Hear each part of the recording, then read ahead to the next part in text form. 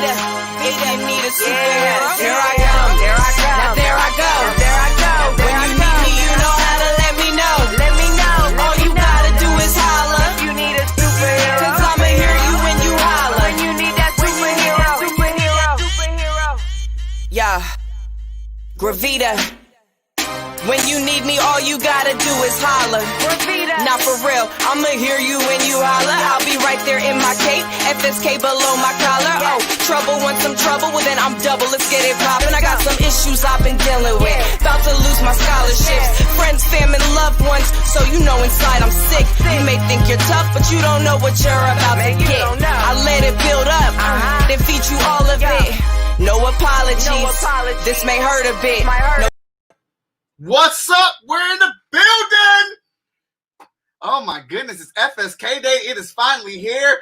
And we are joined by the crew, the architects, the Mount Rushmore. Over here on this one, right? Yeah. Okay. The Mount Rushmore of Freestyle Comics is in the building right now. Let me introduce Veronica Smith, everybody. Our executive editor, lead colorist. She has driven. How far away did you drive from? It's like 300 miles. Oh my God, I have to hug her right now. Yeah, wait. I have to hug her. Because she came down here to hang out with us today for FSK Day. And editor-in-chief, lead letterer, new writer to Freestyle Comics, Danny Cooper, everybody. What's up, guys? Actually, I'm gonna pull up your camera now. Okay, but you can okay. you can talk Switch. you can talk through us, yeah. Yeah. What's up, everyone? Yes. And let's the forefather. What's like an ancient one? The ancient one. What's the ancient one? The ancient one. Victor, hardest working man in comics. Everybody loves him. Your favorite moderator, Dandruff. Hey, what kind of intro was that? The ancient one of ancient ones, man? Why I got the fucking roll? That's terrible. That's terrible. Yo, oh my God. Let's say what's up to Jen in the building. What's up, Jen? And No. Is there supposed to be audio, Mike? Oh, can you not hear us? I can hear you. Okay. All right. Okay. All right. There we go. Daniel, what's up, man? Brad, what's up? James, what's up? Ryan, what's up? Jay, we got the house packed at 10 o'clock in the morning. Ren McKenzie in the building. I see him. All right. What up, Ren McKenzie? Yes, I love seeing everybody with their icons. Look, I'm super ecstatic about today. All right. I'm super ecstatic. Hey, Haley's in there. What's up, Haley? All right, we got a ton of people in here right now. Ah, yes, Jen, that's what I was looking for. Godfather. There we go.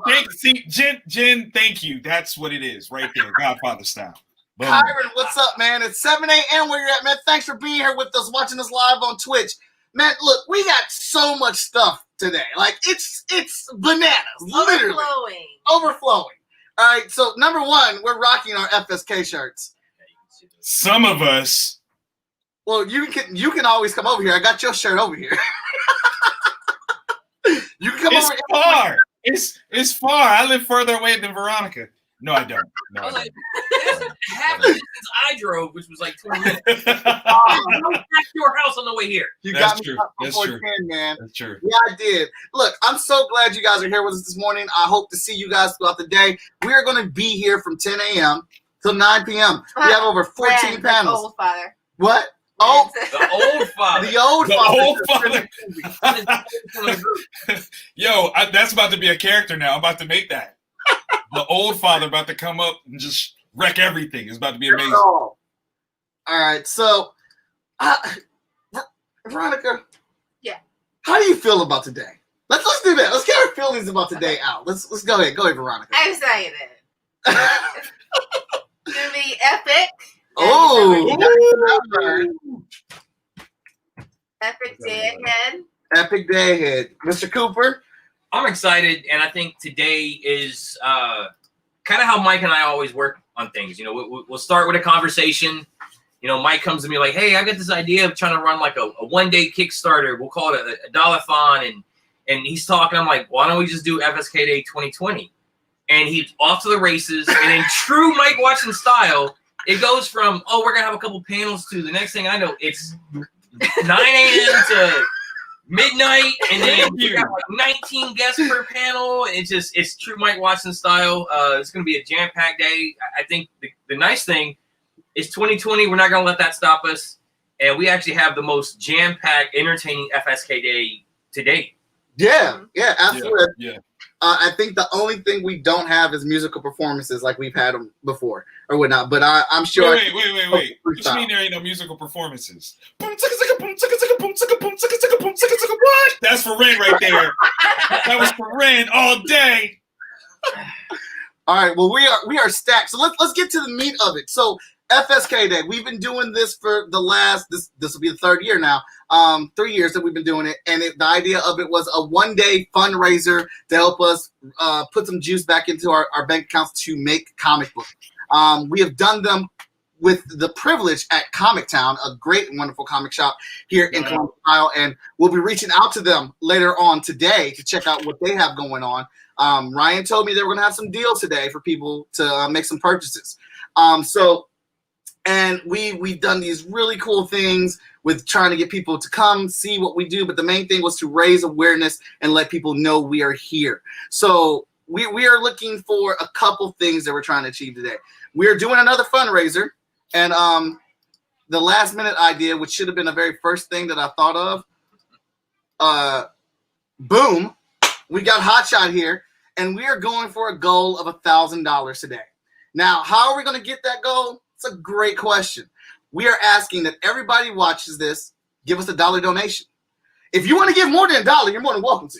I'm just, we're just asking for at least a $1 donation. If we get 1,000 people to watch this show today, throughout the entire day, and each person gives $1, that's $1,000. The only second thing that you have to do is that you have to sign up with your email to our email list. And we have that all set up and ready for you guys to go. Actually, let me get that on the comments for you right now because I am somewhat prepared. We made a landing page. So why don't we get you guys started early? So I'm going to jump in here, Mike. So Go ahead. I see here that Cash App is one of the ways that you can make a donation. Yes, so it is. I've got, it's pretty easy. You get your Cash App, once you set up your account. So let's see, what's our most $ most epic art? Yes. You donate at the bottom. If you see, we have this trendy little ticker going. Choose your place to donate. You can do it at PayPal, Cash App, or Venmo. Those are all the account names that you guys can send them to. Am I the first one? Am I the first one? I already sent my $1 in. What's up? Am I the first? I have Am I not. the first? Yeah, that's right. You was taking too long, baby. You was taking too long. You got beat. James Perry beat you. What? Oh! James Perry beat you. Oh! So once you're done, you can read it. You can read it. There you go. All right. That's awesome. Only no matter, again, you can do more than $1. You can do more than $1. So those of you that have already donated, I just put a link in here. I'm going to do it again. Check out the email landing page. Submit your email. Jen says she just spent 10. Said 10. Oh, thank you, Jen. Thank you. All right, so I just put a link in there. You guys need to hit that bit.ly link, and it will take you to the email page where you register your email. And once you've done that, we're going to send you a nice digital package. I've got it all put together for you guys. It's going to look real great. I'm actually going to show you here in a second. All right. Several people right now saying that they've sent something. So I say real quick, we're 6 minutes in. Let's take a look and see where we're at right now as far as received. That you might already be in that first bracket. We might be in that first well is already filling up right now. Dude, hold up, we're getting alerts. We're getting alerts. I like that. He's better than a Jerry Lewis-a-thon right now. This is it. Right? We ain't even started yet. Y'all don't even know. It looks like I just did some quick math, and math ain't my strongest subject, but it looks like we're at 50. Hey! So let me pull out my little pen. Oh yeah, baby! Yo, can I holler at Mike about the branding that he just did? The amazing branding. The notion of Hot Shot has a thermometer that he's about to use. So like as it gets hotter, listen, as you get closer to your goal, you got to start with like a light or go to a lighter color to show how hot it's getting. So I'm just throwing it out there. Whoa, Bradley Arnie. Dude, you are amazing. Bradley just sent us our biggest donation of $50 freaking dollars. Wow. Hey! We're at $100 already at the 10 o'clock hour. Wow, That's what I'm Laura, talking about. what's up, Laura? She's made her donation. That's what I'm talking about. That's what I'm talking about. Ramel and Danny J. Quick are already racing to see who can get it. Hey, listen. If we hit $1,000 in this first hour, I'm calling it a win, right? Like I'm just Absolutely. we still gonna have the panels though. So Yeah. let's show you guys some of the stuff that we got going on today. Let me bring this down. Wow, such a great start. Thank you everybody so much. All right. So, and then we're going to do some talking. I just want to get some of the pleasantries out of the way. Now, I want to let you know, because you guys got that in so fast, I haven't got all the information from our help. The celebrities have come out strong for us today. Everyone is in arms. Oprah has come out today to help us. Oh, my God. You get a comic, and you Get a comic. I know. Everyone is here to help us out today. Jeez, it's just so amazing, everybody. So, I revealed this last night. And this Really?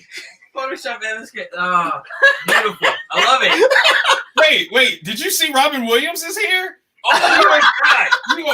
You gonna pull the late great Robin Williams? Hey, That's if anybody's gonna how show up for FSK Day, there you go. That's how you know it's important. That's how important it is. All right. So I revealed this last night. The one of the exclusive print that's going to be given out today that you guys can earn. It's only $10 for this print, Hot Shot, that I did on the Wizard World panel. But we have there it is. There it is in print. Look at that. Look at the shine on it. There we go. As That's these great. are ordered, I am printing them out as they are ordered. I will be signing them, and then we will be shipping these off. All right, but because Veronica's here and she's amazing. I'm putting stuff together on the computer, and she's sitting by me. She's like, "So you got something I can color for you for tomorrow?" I was like, "Well, I'm sure I could pull something out." Veronica colored this yesterday. Look at that. Look at that. So we got another exclusive print. Veronica and I will sign this for you as well and get that shipped off. So those are the two exclusive prints today. Now, again, I appreciate everybody that's donated. What's the Cash App? The Cash App is scrolling at the bottom, baby. It is scrolling at the bottom. Thank you so much, everybody that donated. All right. Now, Danny, I don't think this is popping up on Facebook. Can you copy and paste that?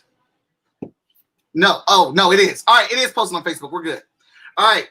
So the bit.ly link that I just put in there, I need you guys to go to that landing page, open up another window, keep this open, and submit your email so we can get you guys your digital package for your donation today. You got to do a donation and submit your email. Now again, so much is happening today. Let's show you the t-shirts we got available today on sale. Some of these shirts are only going to be up for today. The shirts are normally $20, but they are only $13 today. Let me pull it up. I'm going to share my screen. Yeah. Told y'all there was going to be songs. Told y'all. So I'm going to put the link in there for this as well. Let me see. Where is it? Oh, there it is, because I'm always ready. Thank you, Luana. All right, so here is the link to where you guys... Andy, I did this for you, baby. I know you need these shirts. That's why I did this for you. All right, so first off, Veronica made these amazing chibi arts of our characters. We have Vigilance, Titan, Hotshot, and then I have this little graphic design one that I was just playing around with that I'll be ordering today for myself. And today, this shirt is only going to be available today. It is the Villains from Indestruction, that great panel we had last night. All right. But this one, I can't wait to get. Another chibi art set done by David Jackson, only available today in Hotshot Blue. Marky, Hotshot, Vigilance, and Titan, $13. Cop that shirt today because it will not be up there after today. We have the Marvelous Homage series with Hotshot, Vigilance, Titan, and Marky. I'm sporting the Vigilance one right now. Oh, yes, she is. Yes, she is.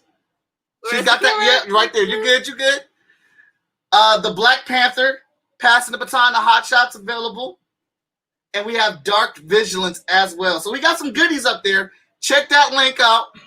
I need you to, if you have time today in our packed schedule, I need you to do one more of the Marvelous, but I need you to throw in Human. I'm gonna send that to our brother. To remember. Awesome. Why are you picking at him? That ain't right. Because he's easily pickable sometimes. That's He true. picks on us too. That's I true. think Andrew wanted to know where you can get the prints or the Oh. exclusive ones. Okay, so if you want the prints, just put it in the comments that you want the print, and then to the same Cash App or Venmo or PayPal, send your $10. Make that a total of $13 for shipping. So just let me know which one you want, and we will print it out, and we'll put it to the side for you.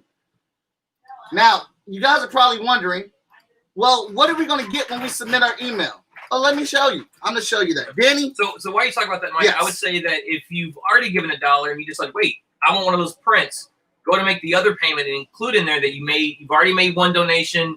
If you made $1, go ahead and send $12. That'll cover the 13. If you paid 20 or 25 and you want to print, just go ahead and shoot us on that email. Shoot us an email of which print you want. We'll make sure to get it to you.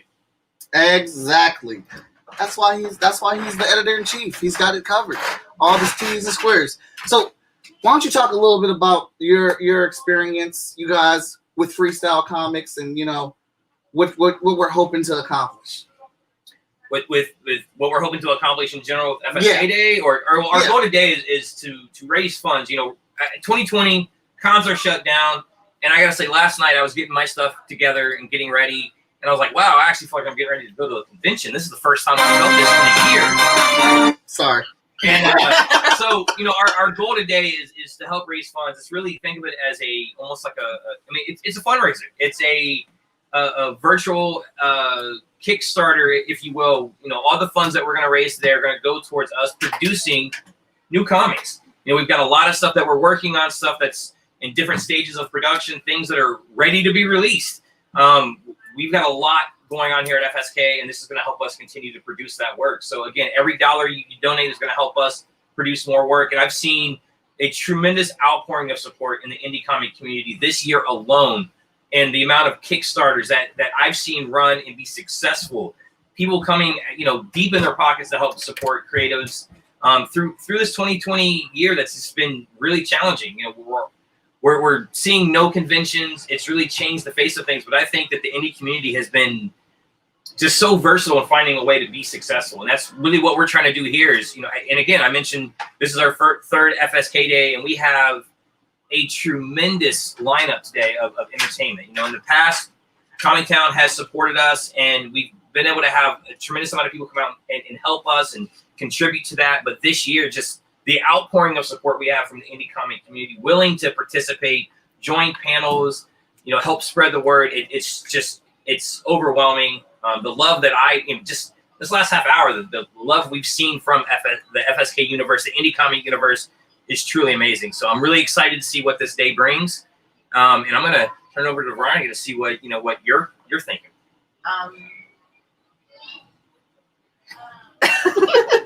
Yeah. Veronica's the quiet one. You put me on the spot. Like, I have to think these things over for like hours, and then I'll definitely say this. So Veronica, you came down from Michigan. You said about 300 miles. Something like that. Yeah. So I know she drove down yesterday to be here, not only virtually, like our brother Victor, who lives 15 minutes away. She came down from Michigan to stay over the night and be here and show support. I was in the car like all day. I had like a couple stops, but it's like 6 hours to get here. So again, because I care about it that much. There you go. The love, support we have from our team, from this community is amazing. Oh man, it just warms my heart. It just warms my heart so much. All right, I feel attacked though. You feel I feel attacked. I feel attacked. I had to operate from here because we got the kids, man. I got all these cheering that I got to take care of. I can't just be leaving. I brought my 6-year-old, Hey. but you know that's okay. I'm here Yeah, with you brought one child. One. All right, so once we get rolling, it looks like I'm gonna have to set up another station. But once we get rolling, we're gonna start sending out emails today for you to get your digital rewards. All right, so the first thing you're getting, I don't know if you can hear this.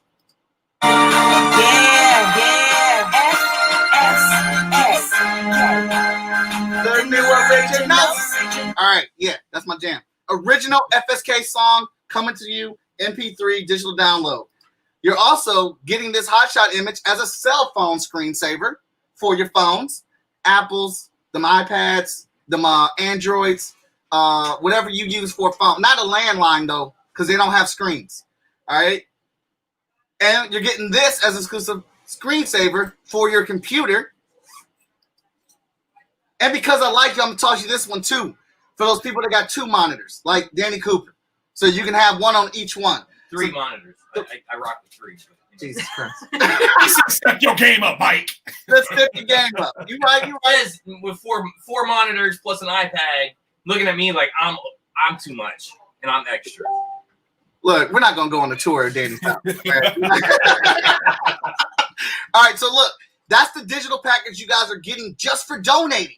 Just for giving $1, you are getting all that digital goodness right there just for helping us out.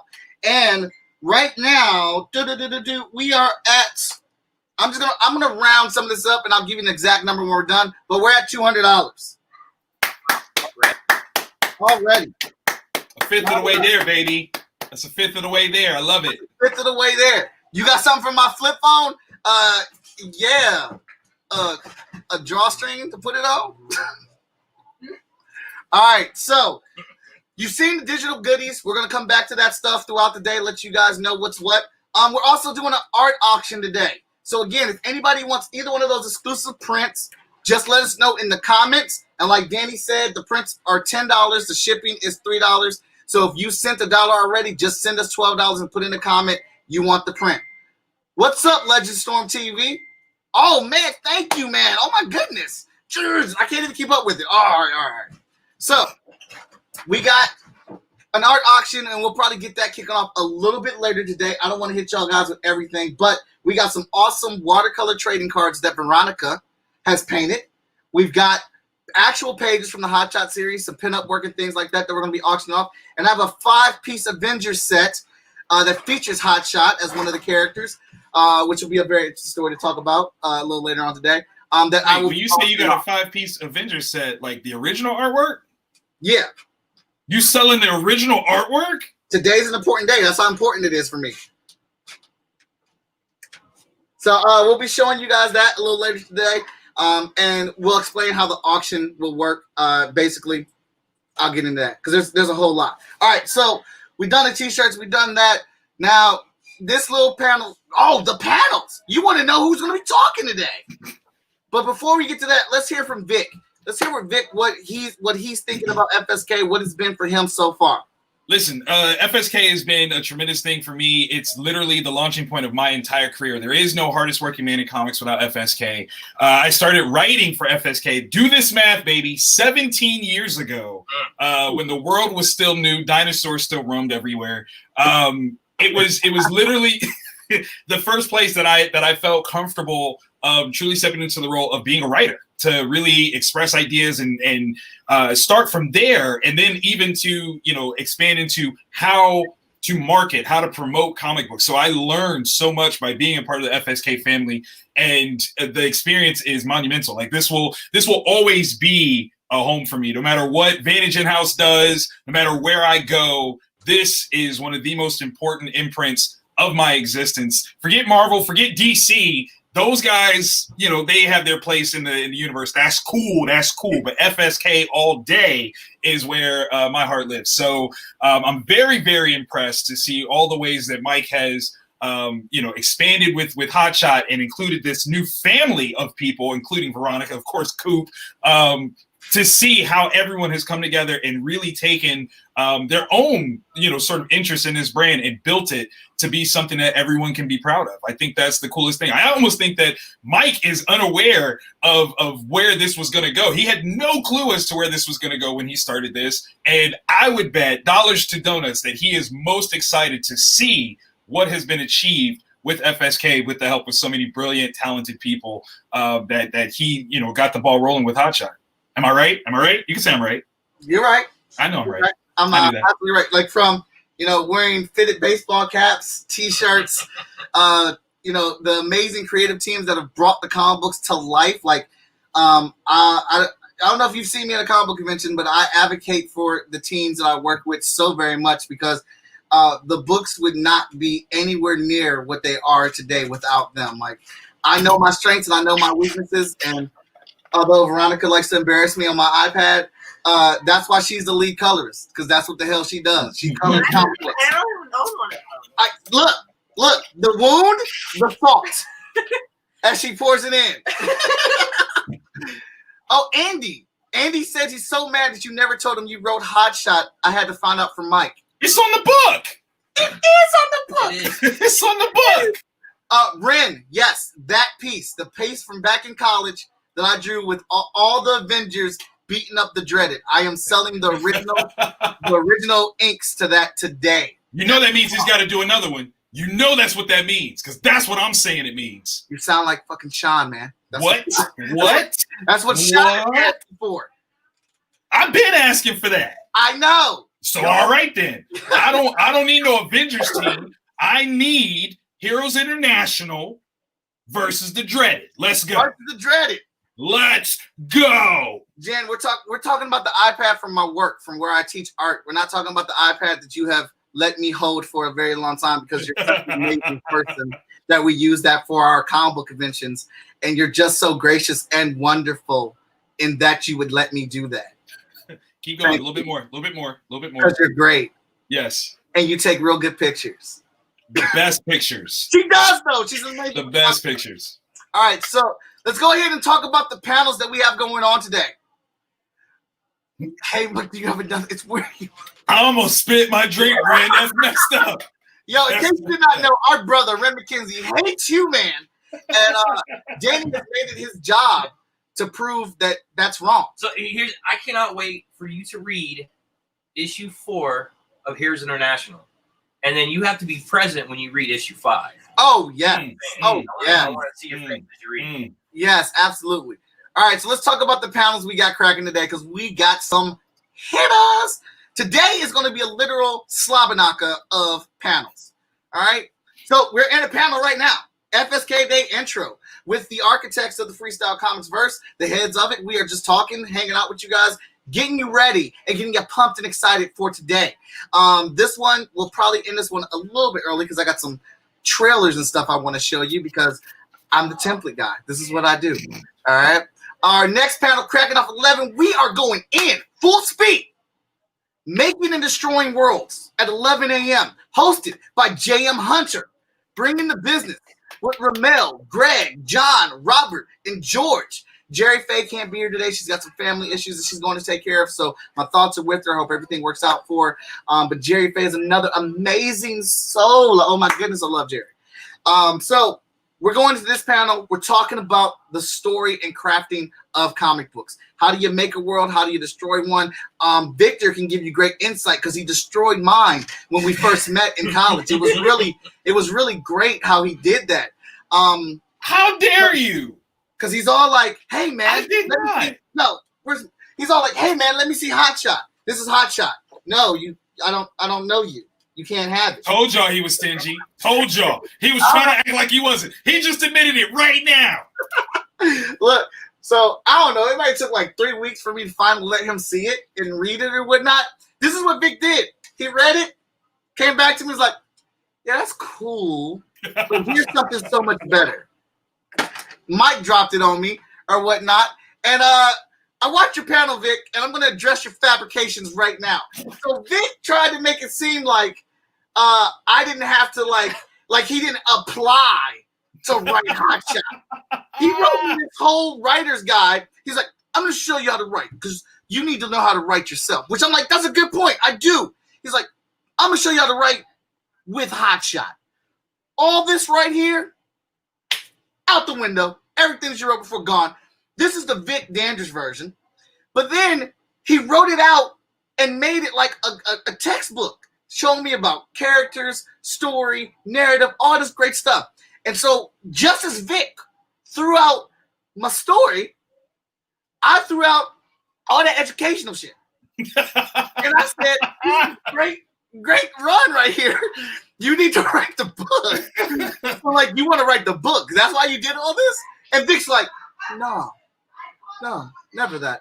I just wanted to help a friend. That's a it. fellow colleague. That's it. I said, get out of here with that nonsense, man. You want to write the book. You want to write it. Either way it goes, he ends up writing it, and he gave us the foundation to so many things as we are at 5 titles currently right now and on the verge of approaching 8 new titles in total for the Freestyle Comics franchise. That's a half story, Michael. Can we tell the whole story, please? I just did. No. We gotta get to the next panel. Oh my goodness. Telling tales. Telling tales. Okay. All right. Next panel at 11:45. Everybody hates Carla. So true. Danny Cooper is hosting this. Danny J. Quick is on this panel. Morgan's on this panel. Kara Nicole's on this panel. And Imani's on this panel. Sadly, Stephanie cannot make it today. She's got some things going on. So our thoughts and prayers with Stephanie as well. Nothing serious, but, you know, sometimes you got to know when to step away from stuff. So we got this panel popping, and it is going to be entertaining because I believe everybody on this panel hates Carla. But everyone should hate Carla. Hey, we got a new byline for the panel. All right. What is it? Everybody hates Carla, the true villain of the FSK. Oh my goodness gracious! Thank you, Richard. Thank you. Oh, here goes Imani. Hey, Vic. Imani? Yo, I've been saying that for years. Oh my goodness. Look, years. Carla has reason. Either way, this panel is going to be ridiculous because I got some stuff for this panel. Ooh, I love how he's saying that. Y'all hear that? He's like, Carla has reasons. So did Thanos. He-Man fighting Carla. I request Human fighting Carla, and I will pay damn good money for it. Wow. Bet Carla beats him. Bet Carla beats him. Terrible. All right, so this panel's popping off at 11:45, and I can't wait for it. Next up, the business of making comics. If you want to know, and if you don't know, comic books is more than just pretty pictures. Believe it. It is. And I think everybody right now on this panel has had to learn that by getting in the streets and learning how to do this thing. And we've learned from each other. But there are other people that we've come across in our career that's out here, and they've shown us some things as well. Because I think our indie community, we all learn from each other.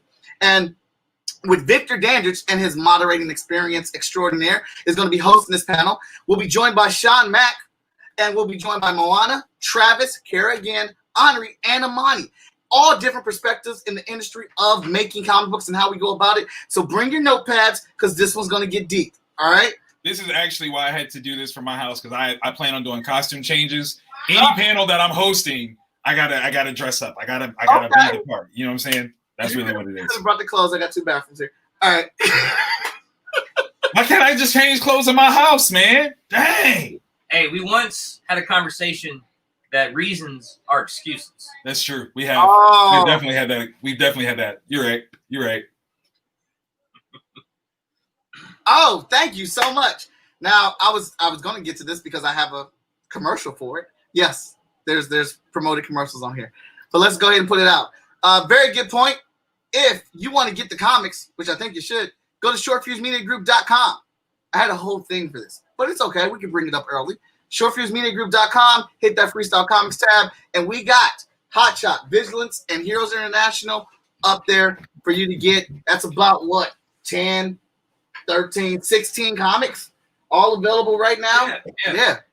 So, I've got my lowly tablet here. Okay. $2 digital. So if some of the things we're talking about today, you're not sure, but you want to be on the in the know, you can hurry up over there and get your $2 digital. They'll come straight over to you in PDF, and you can read it right away. And that way you know what's going on, and you'll get some of these inside jokes. And then you'll also hate Carla like we hate Carla.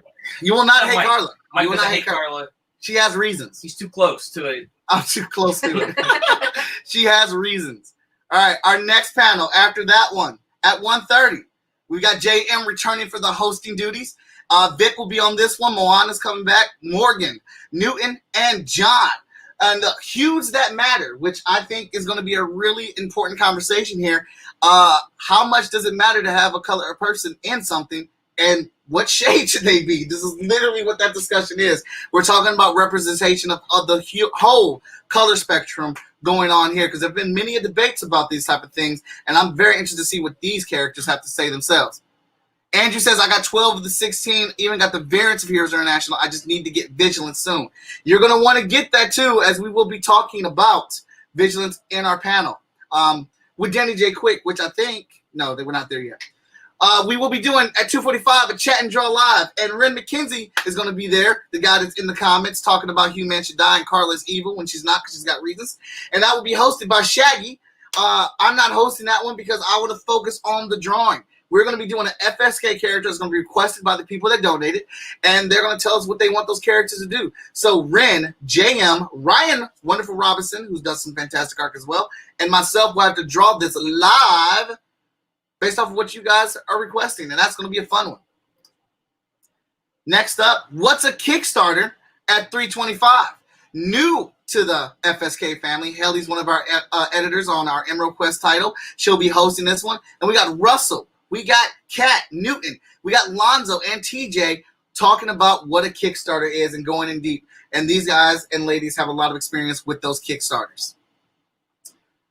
Making a story flow at 4:15. Danny Cooper, our editor-in-chief, is stepping into the moderation role. All right? Bam.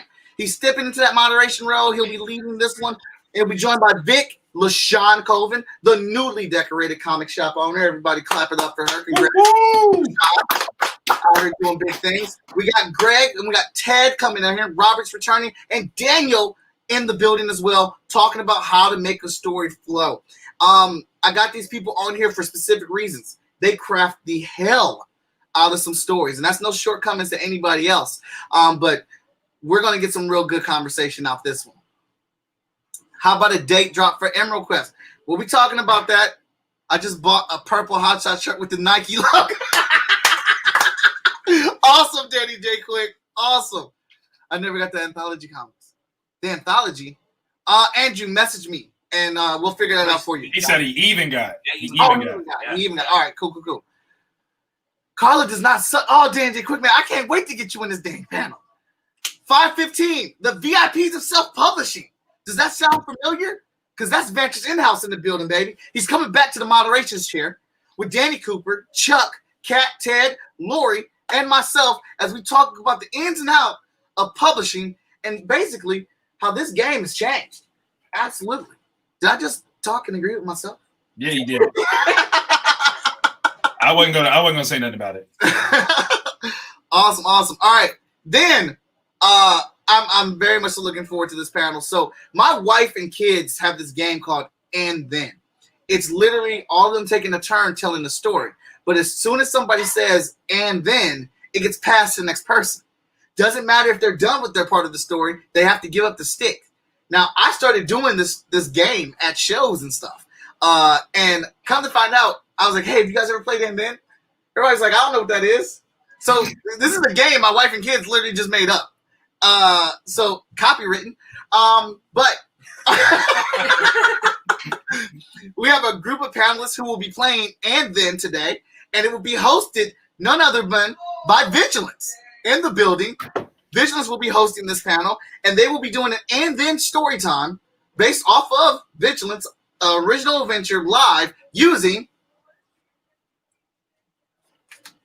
where's my camera? The You Create idea cards. Bam. There you go. There we go. Bam. They're going to be using these. I have mailed off a pack of these to Vigilance at the government facility that she resides in right now. And, she will be doling out these cards. These cards are a great tool for whenever you get stuck. You hit a brick wall and you're trying to think of something and you can't.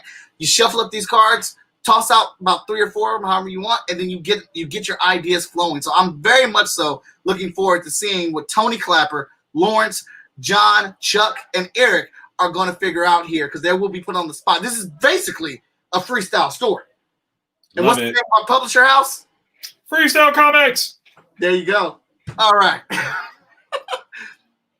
All right, so next up, I'm very excited about this panel because we're talking about the careers of geekdom. This one's a little special to me because when I was in college, I messed up. I should have taken a minor in graphic design or website design to help myself stay in the art world while I was trying to get my comic book career going. And it's taken some steam to get it up to where it's at right now, and by no means I'm not done. But having a plan to stay in the art world was something I should have definitely thought about. And that's why this panel is really important to me, because this panel is called The Careers of Geekdom. And so we're looking at jobs in the creative field right now. And I have a saying that artists secretly rule the world. And when you see this panel, you'll understand why. We have Trevor Zammit on this panel. And a little bit about Trevor, a real close personal friend of mine back from college. He was the art director for DC Direct Toys. And then he moved over to NECA, and he is literally the architect for every single Teenage Mutant Ninja Turtle toy from NECA that you want. This one right here, up there, those movie turtles, he sculpted and designed those. So very excited to have him on here and bring his experience. He's been a big toy maker for a long time. LaShawn Colvin, she is a brand new comic shop owner. She has put, and like over the last month, I have seen her invest her life into this shop and bring it to life. Like it has gone from an empty space to like it looks like it's been in business for years with everything she has in there. So shout out to her again. Marcy, who is the lead FSK cosplayer that we have here, she creates cosplay costumes. But outside of that, she works in theater. She designs sets and costumes for plays. So taking her love and using it to get into another job field to keep herself going. Kara Nicole is a cosplayer, a model, and she colors comics. I didn't even know she did that. She does live streams and shows her coloring the work, and she's a comic book creator as well. Ryan is going to be in the building, and he's a tenured comic shop owner. You know, moving his shop to different places, getting a bigger and better venue, opening up his shop for Magic the Gathering, events like FSK stuff, FSKDAY and things like that. So he's got a lot of experience to share about being a geek in this world. And an unsung hero. Man, say it. If you got an indie book, chances are this man printed it. Brian Dalton. Been getting books printed by him for a long time. Back when he was working for Kinko's, and he drug himself off of that and got his own place, and he's making and printing comic books all his own. That's what he does. And he has been a gem to the indie comic book community. And so we'll be talking to all these people about how they have these careers in geekdom, and, you know, hopefully give some inspiration to all you guys out there. And next up, looking at Hotshot and Vigilance. Danny J. Quick will be hosting. Team spoiler alert, he knew he was coming up.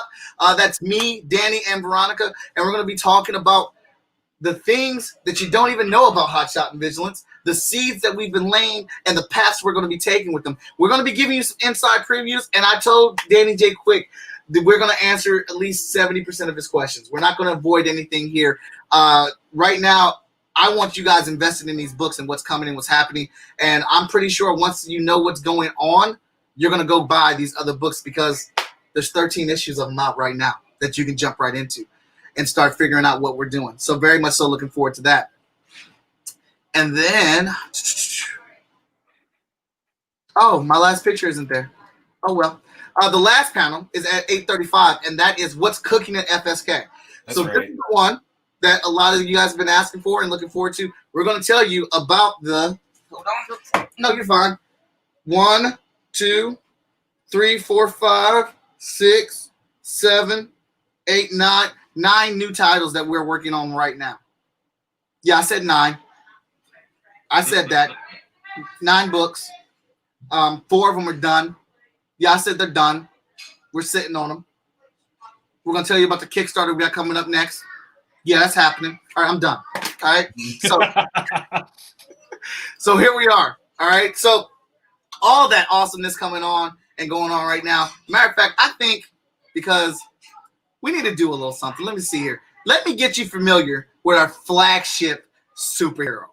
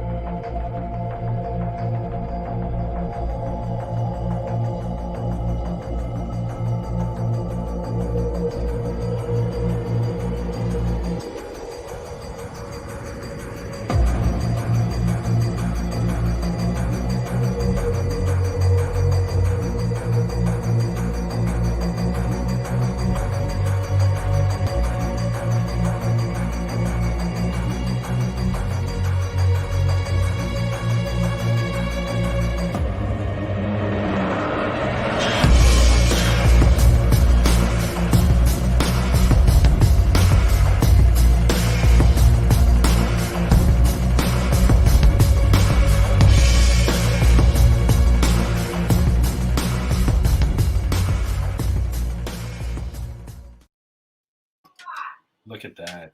What's Look at up? That looks good. So that's a trailer for our hot shot. Did you like that? I did. I definitely did. That was nice.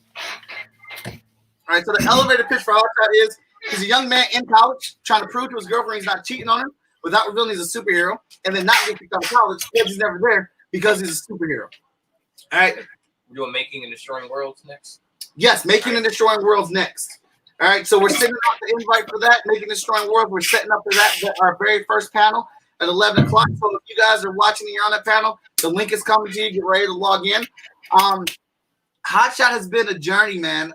And if you did not know, it's plotted for 100 issues. That's where I plan on ending the series, or at least Mike Watson's journey as Hotshot is going to be finalized at the 100. Spoiler alert. Hey, I'm out here. Fuck, forget it. Yo, his whole Cleveland just came out, didn't it? It did. But 10 issues of Hotshot are out right now, and because we do have a 0 issue. I'm actually working on the cover number 10 issue, and halfway done with that, and at the berating of my editor-in-chief, inking that issue, having fun doing that, and I never thought that I'd say that. But it's a big issue, and I'm going to be talking about that when we come down. So it's kind of a big deal when when we actually put it out. Like, we know we have 10 issues out right now, but to actually have the number 10 on a book, that's like, whoo, that's a double-digit number. Yeah, yeah. 10's a milestone. You know, Yeah. I know, and sometimes in the comic world, we consider 12 as a milestone if you're going an issue monthly. But I think hitting number 10 in the indie universe, and that's a big step. It's a big achievement. Danny J. Quick said we won't even need that last panel when he's done with the Hotshot and Vigilance panel. All right, so so if you want to know what's going on with the Hotshot world, stay tuned for the panel that we have at the end of the day. But we're also going to be selling some actual pages from the Hotshot book. We'll be doing in between panels. We'll be talking about some of the Hotshot series and stuff like that. We've got a trailer for Vigilance. We got a trailer for Heroes International as well, and we'll be talking about Emerald Quest for sure at our inside panel. If you guys are watching and you're part of this panel, you guys can start logging in so we can get you set up. Let me stop sharing that screen. Because we got plenty of room for it and whatnot. All right, so this is going to be a great day. It's already off to a great start. So thank you so much to everybody. Yo, can we get a tally right now? Can we get a quick tally? See where we are. Actually, yeah. I need somebody else to talk while I add this up, though. I was gonna say you might want to enroll and get the kids enrolled to be counting up the monies. Yeah, I'm gonna start tracking this in Excel. There you go. There you go. You know, I think again, we're asking for $1. If you give $1, fantastic. If you can give more, also amazing. Don't feel obligated to. You can also help us by sharing every single one of these panels throughout the day. Whenever you see us live, feel free to share. If you're on the panel, please share that, to your page. Help spread the word. And again, every donation helps us make more comics. Yeah, it does. All right. Hey, let's add him to the group right now.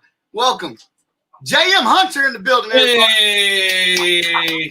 So this can over here. Okay, that's cool. That's cool. All right. Actually, yeah. Okay, you're good. You're good. All right, let me remove that one. How you doing, JM? Hey, what's up, everybody? How y'all doing? Loving the show so far. Yes. I thought Vic was about to do some freestyle and started beatboxing. I was like, oh, they're about to battle rap right now. Yeah, no. It's too early for that. I'm still drinking my coffee. Yeah, Same here. That's not it. Yeah, I'm still drinking my coffee. Today's cup is called Babette. I'm not mad at that. That's a big cup, though. It is. Yeah. I do about 4 of these. Woo-hoo. I'm not actually drinking coffee. I'm just letting everybody know that. No, she's so glad you're using Excel spreadsheet and not Google Drive. I am using Drive. It is.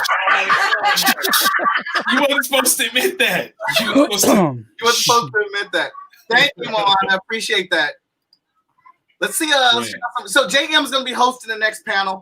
And I want to thank JM because JM helped out a lot with coming up with some ideas for the panels or whatnot, and reaching out to people.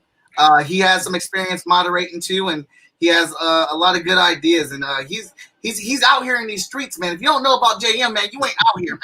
If you don't know about this man and his art and what he's got cracking on, you are not a creative. All right, I'm not going to insult you. All right, I'm not going to be mean. But you need to know about JM is basically what I'm saying. Facts. All facts. Future comic scholar. There you go. There you go. Hey, this man is going to school for this. Getting it. That's right. Yeah. You got the you got your you're beyond bachelor, right? You're going for the master's. This is a master's of fine arts in comics and sequential art. So Nice. Say it again. Say it again. Nice. master's of fine arts in comics and sequential art. So right now, one of my mentors is TB. Probably butchered the last name, but John Jennings, one of my mentors. Mm-hmm. So Dope. yeah. Yo, I think this is one of the best parts about FSK Day is not only celebrating FSK, but seeing other creatives and being introduced to the network of people involved. So this is super dope. Yeah. That's what I like. And Vic and Danny can tell you as well. When we started doing FSK Day, I wanted to reach out to other creatives. I wanted other creatives and other RPs to be there as well, because we know what it's like to grind, man. We know what it's like to be out here pitching these books. We know what it's like going to conventions and, selling and trying to get people aware of your thing. As Victor likes to say, there's enough for us to eat. There's enough for everybody to eat out here. There is no real competition because your audience is out there and everybody's just trying to find it. And if I can help you find your audience, bet. Because I'm going to be right there tagging onto your audience. And I want you guys to see my audience. There's tons out there. The only competition is you, yourself, and part of this game is getting out of your own way. And I know that from personal experience. But you're the only crew that I see, not to give away some secrets, but you're the only crew I see going into movie theaters for debuts of comic related films or pop culture related films. You're the only crew I see going in to the GameStops and game stores and doing the release of a game day and bringing the comics and bringing artists to those areas where you're going to the people as opposed to waiting for the people to go to you. So, that's what we do. That's what we do. So absolutely.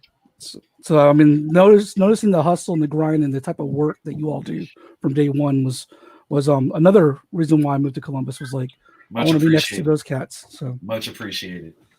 Awesome. All right, let me get into this chat group and get the panelist a little kaboot to get in here.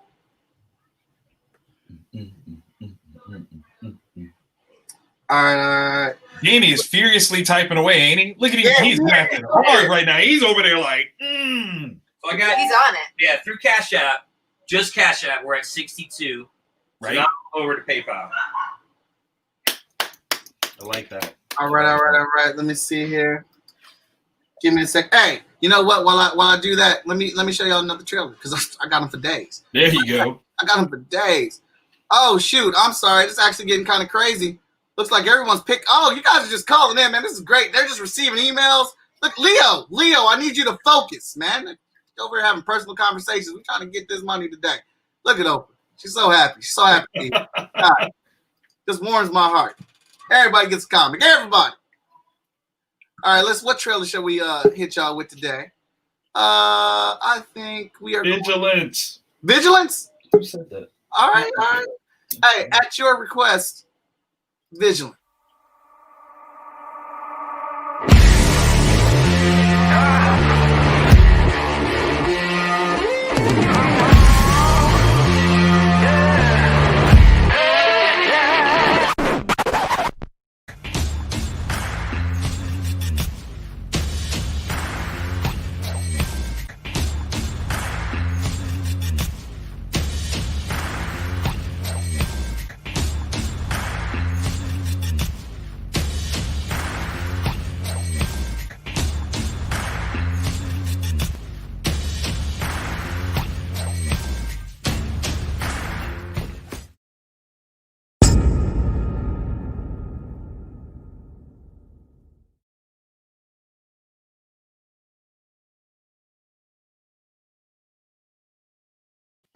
Love All it. right, Love it.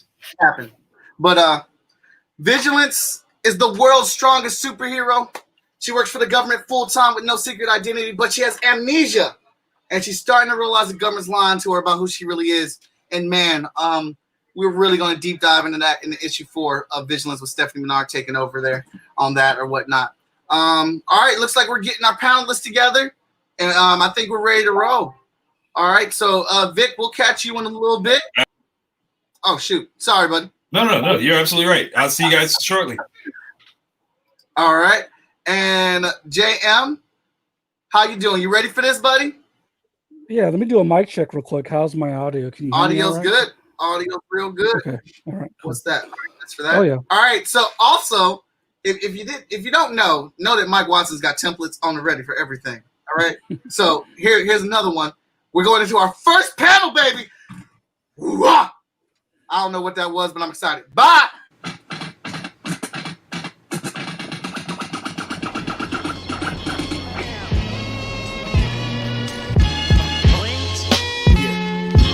FREESTYLE KOMICS. Thanks, Anonymous.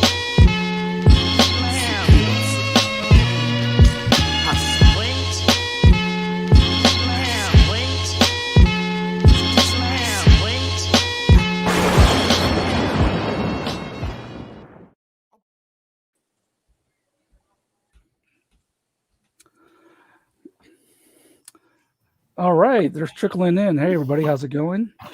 Waiting for a couple people, more people. Or if this is all that we end up having, Mike can just let me know. But let's see, we got Ramel, Robert, Greg, and John. Waiting for John. John, where are you at? Good morning, everybody. Morning. Good morning. All right. So let me see here. Why do I look like I'm ascending into heaven? Hey, You got JM, that? Yeah. you can go ahead and get started. I will All add right. people as they come in because we only got so much time. That's right. Okay, so we got 40 minutes. Thank you, everybody. Welcome to this panel, our first panel, our second panel, featuring our guests that are creators who, there we go, another one. What's up, George? We've got people here that create worlds, make worlds, destroy worlds to make other worlds, and to make things happen, to make entertainment for you, and to tell their stories, and to basically give creation to their voices. So this is, I want to thank FREESTYLE KOMICS for hosting us for the Dolla-Thon. All the information for donating is at the bottom on the little scroll. And we'll go ahead and get started with this since we got 40 minutes of creative inspiration. For those of you that want to create comics, that want to create your own worlds, listen to these gentlemen. All right, so we'll start with Greg. Greg, if you don't mind, go ahead and tell everyone who you are and your claim to fame, please. Hi, my name is Greg Burnham. I'm a writer, editor, self-publisher, own a publishing company or two, and I do these books. I always have props with me. So where's the camera? Tuskegee Airs, issue 4 that just recently dropped. Co-creator and co-writer, and then The Search for Sadaka, which I have actually the last day of a Kickstarter campaign right now. Got 21 hours left, and this is I created this and do all of the above with it except for art. I suck at art. So all right, thank you, Greg. My wife's going to be jealous because I didn't tell her that you were going to be on the panel, and she's a big Tuskegee Air fan. These are the books that we get. She likes to share them with her class, so big influences. So she teaches 5th grade. All right, thank you, Greg. Moving on to Robert. Robert, if you would like to introduce yourself even more so and your claim to fame and what people might recognize you for. Yeah, thanks for having me on the this program or whatever. So I guess my claim to fame is Route 3.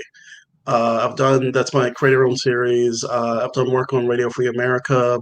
I'm the creator of Mind to Avenge. I wrote Changa and the Jade Obelisk, Retcon, and a bunch of other stuff that's coming down the line. And we actually have some more books coming from Subsume Media, which is another publisher that I'm affiliated with. But I'm a graduate of the 2017 DC Comics New Talent Workshop for writers, and I got a chance to write a John Stewart story, a couple of years ago. So that's kind of me. I just kind of get in where I fit in. I do prose, comic books, actually video games and animated screenplays, which is kind of weird. So I'm remembering stuff as I talk it out. But but most of the work that I've done has been on the indie level. So I love being able to kind of chat it up about stuff like this. Yeah, I mean, indie friendly, definitely. That's what most of us are. But speaking of John Stewart, the one true Green Lantern to many generation that grew up didn't know that there was any other Green Lanterns, which is fine, because John Stewart is one of my favorites. Okay, moving on, we're going to go down to Ramel. Ramel, would you like to go ahead and do the honors of introducing yourself further and telling people what they might recognize you for? Good morning, gentlemen. Good morning, everybody watching. I am mostly known for my creator-owned series, Pink Wing and the Prime Controller. You're going to also see my stuff across the world available in comic book shops, Bigs and Tiny, through Black Box Comics. You can just order right from your comic book shops. That's going to be a 5-issue series. I think issue 4 is being released this month. Issue 3 or issue 4. But those books are available across the globe. I got a lot of stuff coming. But right now, Pink Wing, Prime Controller, and Bigs and Tiny is what I'm mostly known for. All right, nice. So 4 issues in, amongst a lot of other things. That is a great problem to have. I'm sure many creators would love to have that, or aspiring creators would love to have that problem. Moving on, we're going to go to George. George, is it George? Is it Geo still? Or have we retired that? Or your audio. Go ahead and hit unmute real quick. Whoops. Yeah. Y'all can hear me, Yeah, right? yeah, we got you now, man. No, it's either or. Okay. I don't care if you go to George, Geo. So I've called him Geo for years, but I mean, so George, go ahead and introduce yourself and tell everyone your claim to fame. My name is George. I am a webcomic creator, actually, and I'm mostly known for the comic strip Beware of Toddler. And I have a couple others. I also created the web series The Reset Button and the web series On the Grind. In addition to that, I've colored a few books. I've worked on Hero Cats. I worked on a lot of freelance things outside of comics, and a bunch of things I can't talk about yet. But Beware Toddler is what everyone recognizes me as. Yeah. All right, awesome. Beware Toddler, love that series. And we'll talk about that later on in regards to how you pivoted from some of the other web series to that one. And last but not least, Scooter. Go ahead and tell everyone who you are further and what your claim to fame is. Hey, what's going on? What's going on? Yeah, name's John Robinson, aka Scooter, aka Scarrets, depending on where you know me from online. Yeah, so I'm pretty much known for the creator-owned series called Scorpio. It's basically a mystical series, urban fantasy series about these 12 relics that are empowered by the zodiac, and so these people who basically use these relics and become the heralds of those signs. So I work on that. I mean, I've also worked on a few other things, Corpus, anthology, comic anthology. I pretty soon have a book releasing, or a 12 pager releasing through Kamikaze. I've got I have a project with Michael Watson, who is the creator of this whole program, coming out eventually, called The Last of the Four. We've been working on on the characters live via chat and draw, and a few other projects that are on the way. So yeah, I also host a writing podcast.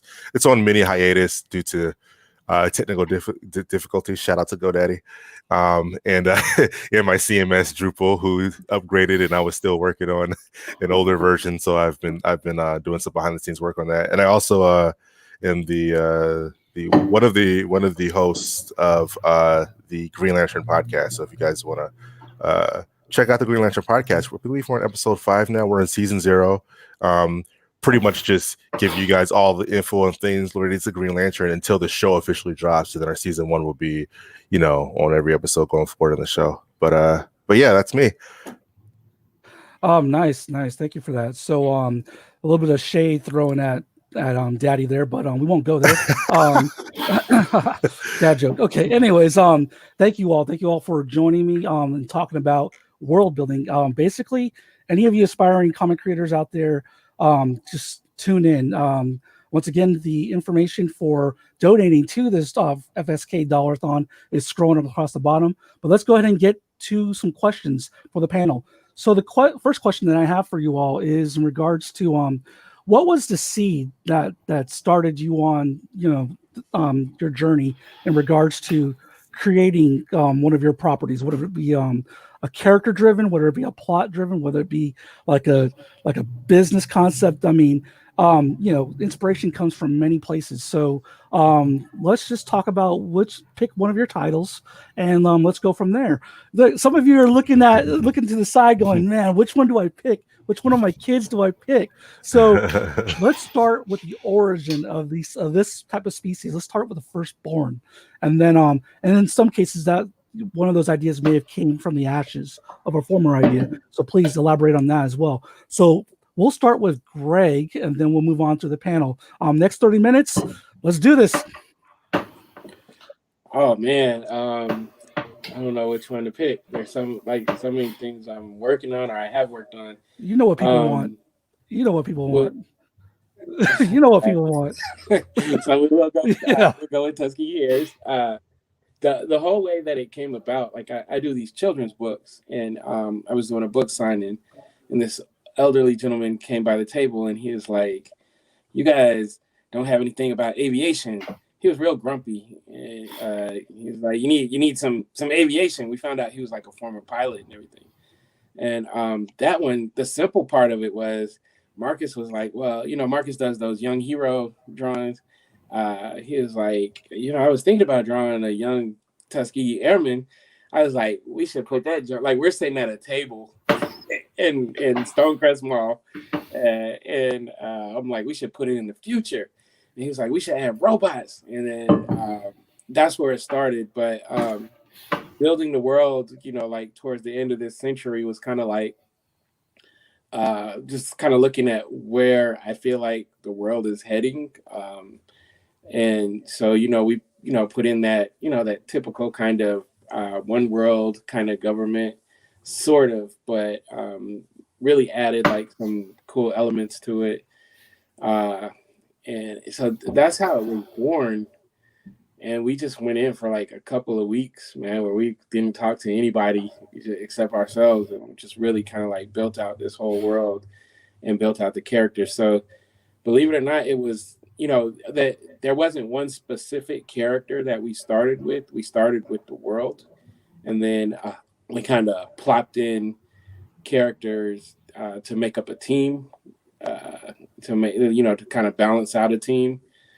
So that's the short of it. We don't have enough time to go into the long of it. Yeah, no problem. I mean, for people that want to go dive in for more length in regards to Tuskegee Airmen, we'll definitely have you all share your contact info and links to where they can pick up the series and everything. But we'll go ahead and move on to Robert. Robert, in regards to the that seed that that helped you start world building, which of your many projects would you like to share with us? Yeah. So for me, I'm gonna talk about a little bit about Mind to Avenge. I think I've kind of worn the origin of Route 3 out just a little bit. But Mind to Avenge it kind of came out of a desire to see some bloody revenge, meted out via Black people. So I kind of got tired of watching cyberpunk, movies or TV shows, or I also wrote on here like action horror movies, and it seemed like we were always kind of in a minority, when it came to, kind of watching or reading this stuff. And Blade Runner, I don't really remember seeing a lot of us. Even the remake, I don't remember seeing a lot of us. And the same thing for action horror. I know we have Blade, and we have a few more examples of that. But I wanted to capture that within the space of comic books, but also, tell like a story of righteous revenge. One of the things I noticed is that when we get these stories of the quote unquote righteous revenge, it's always straight white males, so it's like Bruce Wayne, they killed his parents. He can beat everybody up. We have the Punisher. His family is mowed down in a gangland violence. He gets his righteous revenge. So I wanted to write a story which kind of combined my writing bloodlust, for Black people, killing, just monsters, monsters that pop up, everywhere, and that's kind of where that came from. So it's it's a combination of a bunch of things, and lastly, it just gave me something fun to write. Writing a kind of a century spanning historical epic that kind of ends in the cyberpunk future. And so a little selfish, something I wanted to write, but also a lot of stuff that I wasn't seeing in the pages of comics or less than, and also in film and TV. Yeah, I mean, I as a creator myself, I tend to a lot of the early things I created were based off of me wanting to see myself in these stories, in these genres that I wasn't, seeing people like me in there. So I feel like that's a place that a lot of people can come from. So let's go ahead and move on to Ramel. Ramel, your seed of inspiration, how'd that come about? I think just like the other four gentlemen here, we're actually caught up right now in a revolution of what was building. We grew up on stories where we saw these things that like, wow, that's cool, but where are we represented? And we're not just the butlers. We're not just the sidekicks. We're not just the tools to move the story along.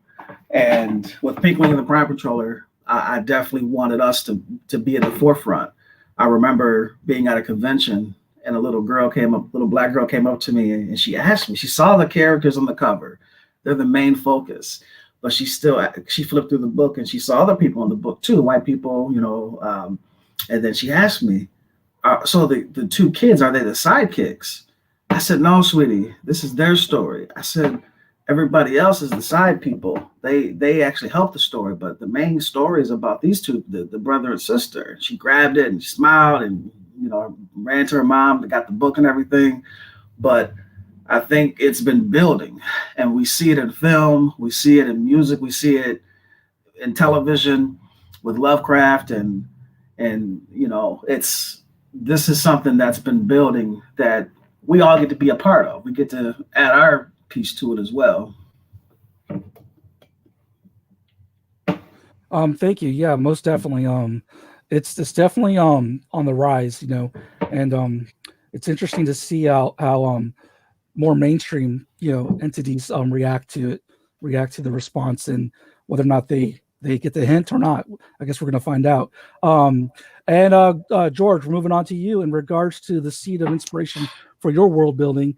But I also would like you to maybe weigh in on the pivot from your other two web comics versus moving on to something that's more closer to home with Beware of Toddler. Okay. Well, for me, it was well just to begin. Like I've always wanted to do this. Like for me, like the seed happened as a child. I came across a bunch of old Calvin and Hobbes books, and I knew like I wanted to do something like this. But just fast forwarding on to when I actually got started, um, I it honestly kind of came to me in the dream. um, for the reset button, and I had this dream. I hadn't been drawing or creating or anything like that for a while. I had this dream about this cartoon I created, and at the time I wasn't really doing anything. I was working at Starbucks, and I just decided to just let's give this a shot again. Let's see what happens. Um, I wanted to just create something that I was passionate about. I like video games, so that's I wanted to make a video game comic. Um, at the same time, at this time, we had me doing nothing with my life, my love for video games, and around this time is when a lot of adult animation started to come around, like the Family Guys and the Aqua Teens and like the whole Adult Swim lineup. And I thought I can do something like this. And just because I wanted to do something like what they were doing, that's kind of what led me to just start and to just start creating. And that's how I ended up with the first version of the reset button. Now, going back to pivoting to how I came up with Beware Toddler and how I was able to draw on life, Beware Toddler is actually not the first one that draws on life. On the Grind is pretty much the same thing. If Beware Toddler is what I feel like my life is like in my 30s, On the Grind was what I felt like my life was in my 20s. And like a lot of the early strips, just like Beware Toddler, are almost one-to-one recreations of things that actually happened. So for me, for that seed to have begun, it was just frustration of my job and me wanting to vent. Um, for Beware Toddler, it was I've got this cute little baby who is funny and does funny things, and I need to share this with everybody. And I know it's not like crazy detailed. It's not like introspective or anything like that. It's very simple, but that's what happened. I think that's the charm, though. Honestly, and I think that's why it's so endearing to everybody. Would Beware of Toddler, and, especially those of us with kids and everything like that. So mine are being quiet right now. We'll see how long that lasts, though. So, Oh but yeah, I got mine locked in the room. oh, do you? I think my wife may have kicked him outside. We'll see. So I don't know if she gave him a jacket or not, but okay. Moving on to John.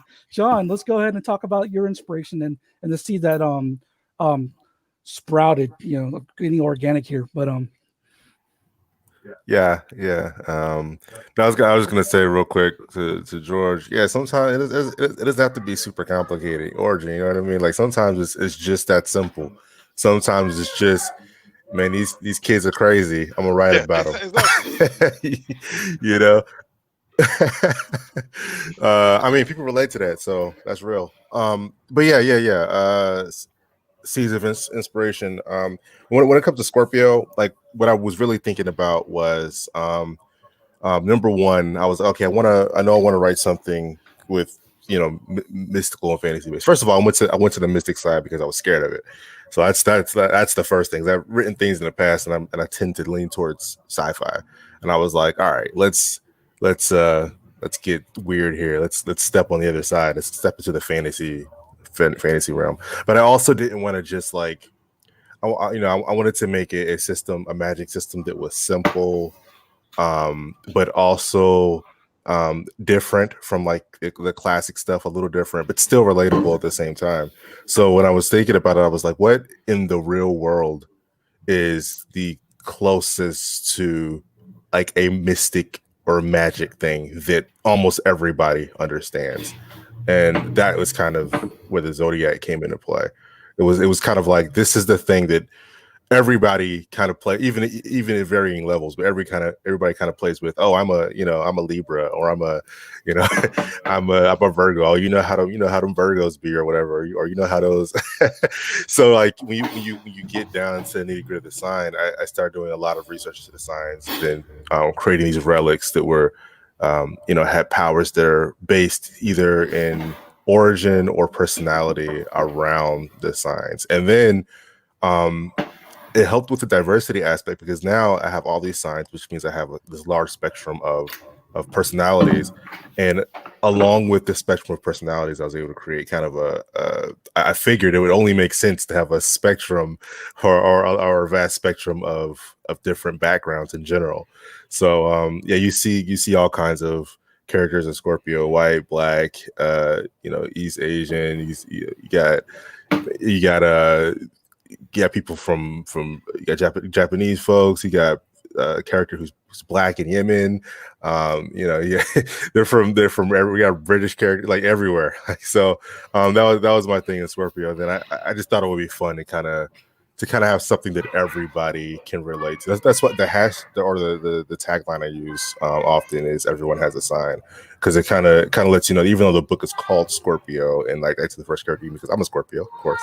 That's the first character you meet, and even though that's the main character of the book, and it's kind of told from their perspective, that all of the characters are important, all of them are very powerful. That's kind of where that came from. Okay, so you're basically tapping into that zodiac and using people's astrological tea, the little bias that they have. A little bit, just a little bit. A little bit. Okay, all right. So let me ask the panel this: what was so for people who are wanting to get into this type of creating, what was one of the challenges that comes to mind in regards to building your universe, your world, with your creative pursuits? So let's go and start with Robert this time. Sorry, I took myself on mute. Sorry. I guess with Mind to Avenge, just keeping everything in scope. With Route 3, it was cool because I was able to kind of stay within one time frame. I wasn't jumping around as much. But with Mind to Avenge, I'm telling the origins of this, secret organization or cabal back in the early 1800s. But the bulk of the story is being told within like a cyberpunk future. So trying to make sure that I'm not just randomly telling stories which are not connected has been something that I've had to learn when it comes to, I guess, writing that series specifically. And to be honest with you, sometimes I'll mess up, because like in issue 3, I realized that I'd made a major kind of hiccup. So I was able to go back and fix it in script, but that's kind of been one of the things that I've had to, kind of keep up on or keep track of when it comes to writing that series specifically. So. Awesome. And then moving on to Ramel, what's one of the challenges that you faced when it came to world building? Being an artist as well, I don't think people realize the parallel to writing and art. Just like how Robert said, how he kind of messed up something he had to go back and fix. Just like artists have to keep, like when I'm doing my art, on the side, I keep my references of how certain people look to get size relation down, to keep stuff uniform, make sure I'm coloring it right. Storytelling is like that too. When I write, it's like I paint. So I do outlines first. So as long as my like major outlines are hit, I hit those beats, all the details can go in there. And I keep my notes next to me too, because sometimes you may think something is just a good idea, but then you get caught up in the details and you miss like that good idea you wanted to throw in there. So just keeping those notes ready and handy. And I read my own stuff so much, and just to make sure it makes sense, and to make sure that somebody with fresh eyes can come in and understand what's going on, and then people that have been there are still interested. So that's that balance that's needed. Speaking of balance, Greg, you being the writer who doesn't draw, um, was there any type of specific challenges in relation to working with Marcus, just when it came to you being the writer versus Marcus being the artist when it comes to story building or just coming up with concepts? No, So Marcus and I, we've been working together for almost 20 years, and we have like this kind of continuity between us to where he's telling story, like he's part of the story as well.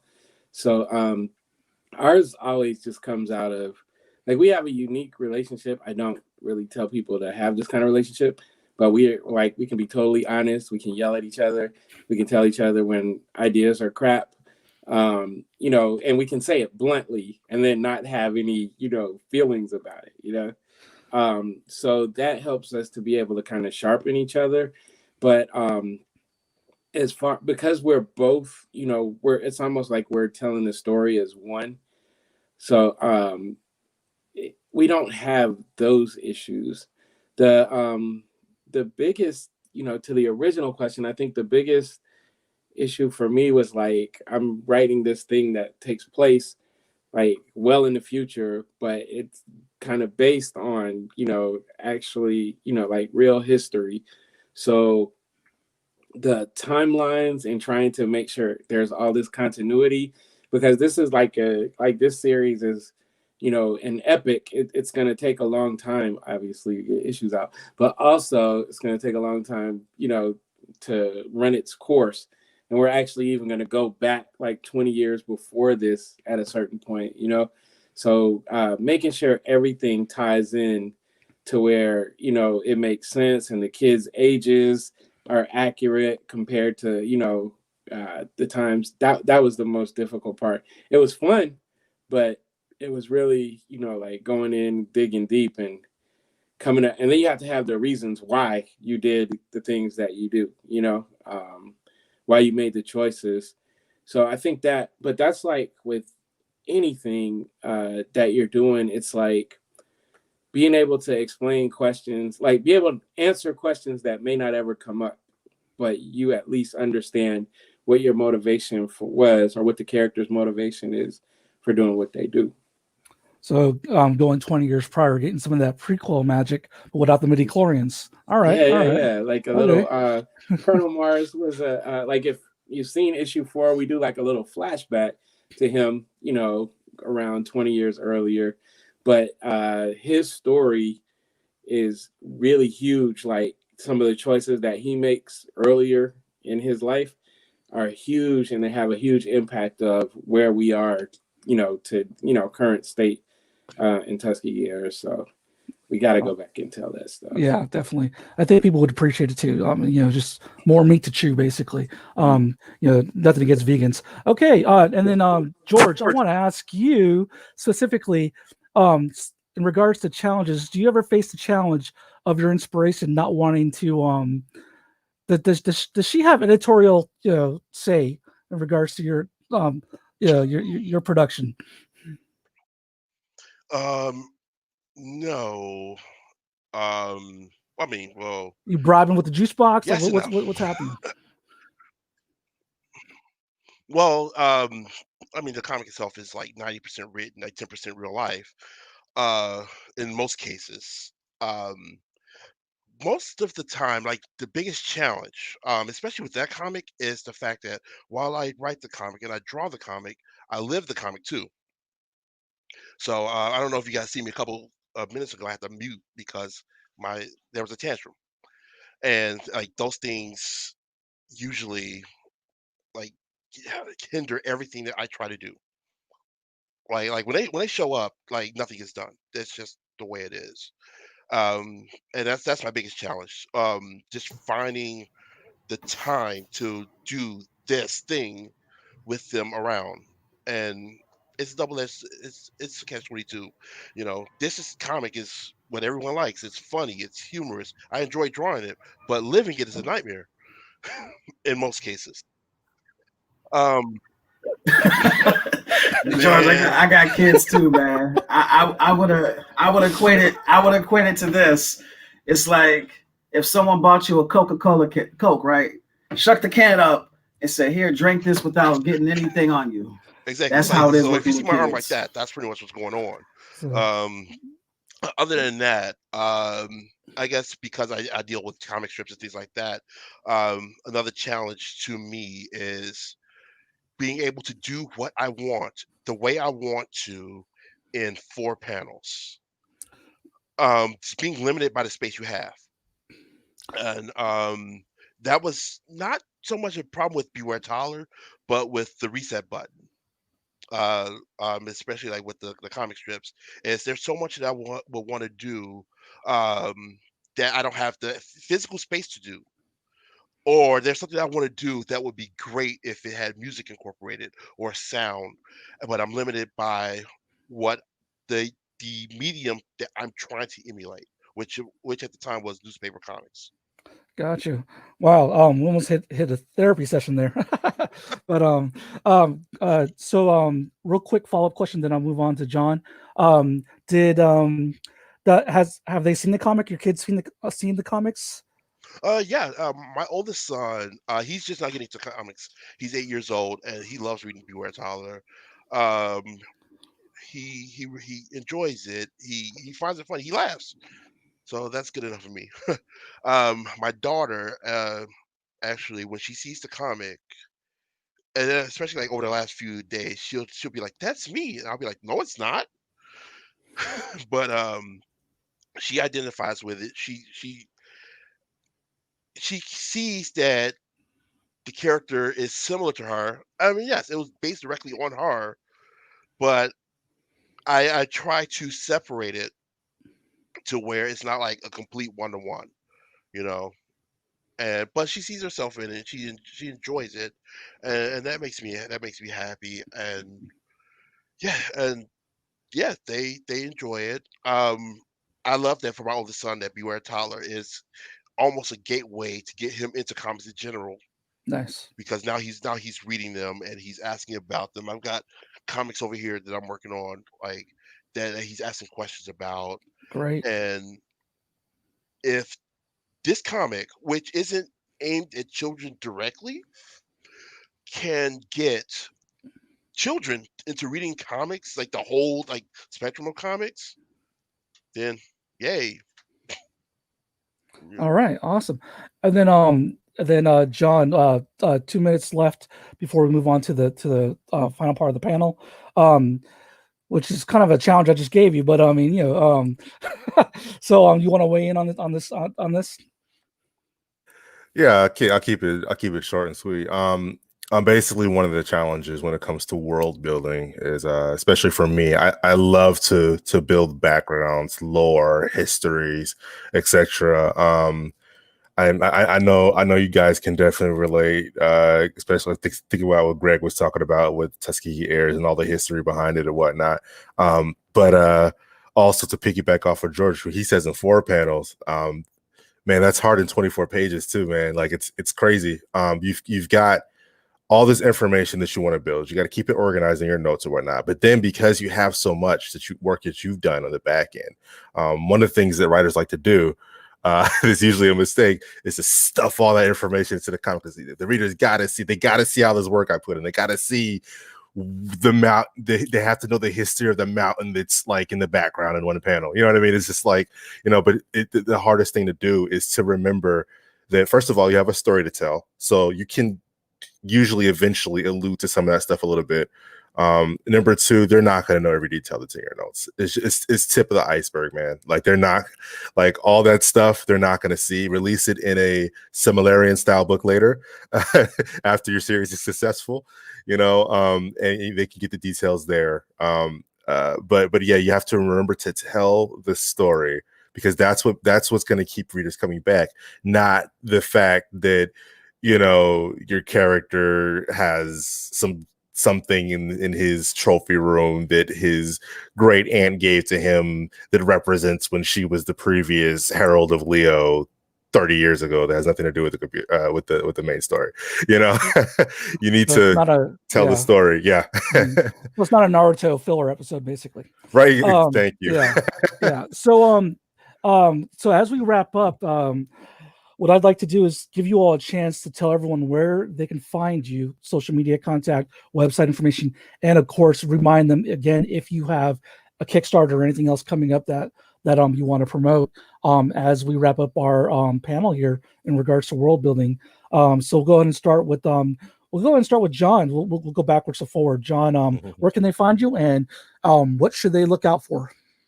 Yeah, you can find me online. You can find me on Facebook at Scorpio, Facebook.com/Scorpio Comic. Also on Twitter at Fourth Wall. That's IVWALL.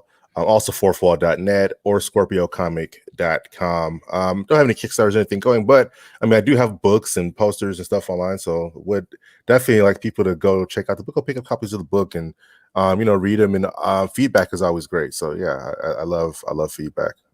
Yeah, that's me. Nice. Okay, and then George, tell them where they can find you. All right, you can find me pretty much everywhere: Facebook, Twitter, Instagram at GeoGantArt. You can also find Beware of Toddler, Facebook, Instagram, Twitter at Beware of Toddler. Also BewareToddler.com, GeoGantArt.com. I don't have any Kickstarters or anything like that coming. I've never run one, but I'm planning on running my first one, hopefully early next year, for Beware Toddler's first book. It's going to be the first year of comic strips combined with a children's book. Nice. All right, and Ramel? Make sure you unmute. There you go. I'm simple. Just Ramel Hill on Instagram, Facebook, Twitter. I have no Kickstarters coming yet. I need to wrap up my previous campaign. But 2021, look out for the title Collapse Worlds. It's going to be, I think it's like 13 different indie creators in one book. I have Reset Button on there and a chapter as well. It's going to be pretty dope. It's going to be very dope, actually. Some good stuff coming. Okay. And Robert? Yeah, my website is Robert K. Jeffrey, JEFFREY.com. It's robertkjeffrey.com. Facebook and Instagram, it's Robert K. Jeffrey, and it should be the same for both. Twitter, I'm on a mini sabbatical because it was driving me crazy. And as far as a Kickstarter I mentioned before, I'm working with a publisher by the name of Subsume Media. We did client work for an indie game app developer and for a game called Armidas, which promotes STEM and also gives a very interactive gaming experience. But we wrote a comic book set within that world, which I'm pretty excited about. But we'll have a Kickstarter that launches next Wednesday on the 24th, I think. And so, if you have kids between the grades of 6th through 8th grade, it would definitely be a good opportunity to give them an awesome video game and a comic book created by the creative team of Mind to Avenge. And in 2021, I'm taking a huge leap out by myself to do Kickstarters for Route 3, Issue 4, because it's been languishing too long. And another story that I've been working on. So I'm trying my best to get out there myself without the assistance of a publisher and just, fall spectacularly on my face or succeed. So Either way, that's what I'm looking at in Nice. I'm sure the 2021. community will be there to help keep you afloat. Thank And then you. last but not least, Greg. Yeah, so I got the Kickstarter. I got to show it. The Search for Sadaka, if you can see that. 21 hours left on that. It's going pretty well. And you can find the Search for Sadaka on Instagram, Facebook, as well as Tuskegee Airs, Instagram, Facebook, and Twitter. And I am I'm working on Beautiful's Barbecue with Jason Reeves. It's going to be really spectacularly wonderful, I believe. Villains in Vinyl. I have a short story in that Noir, Black is the New Noir. I can't remember what it's called, but that was a Kickstarter for that a couple months ago, and that graphic novel is going to be releasing next year. It's a really dope ensemble of creators, so you can look for that and other stuff I can't really talk about just yet, but stuff is happening. All right, nice. Thank you all. Thank you so much. Once again, thank you for talking about world building. And for those of you that are out there listening, go ahead and find these gentlemen where they stated, as well as make sure you check out the email landing page for FSK, where you can find all the different ways of donating for the Dolla-Thon for FSK, and to make sure that FSK can keep building the world of freestyle comics. Thank you all so much. I'm a fan of everyone here, so definitely. So jump in the comments. You all too. I read everybody's books that's on here. So, but yeah. All right. And then I guess at this point in time, we're going to turn it over to Michael Watson, the chief. Hey, what's up, gentlemen? Thank you so much. That was an amazing panel. I really appreciate you guys coming out and talking and giving everybody those little teardrops of tips and everything, man. That was great. I just want to thank you guys so much. I really appreciate you guys coming out. Thank you for having Thanks, me. Mike. Thank you for having me. All right. Some of you guys, I'll see you later today. The rest of you, enjoy the rest of your day. Yep. Thank you. You as well. Peace.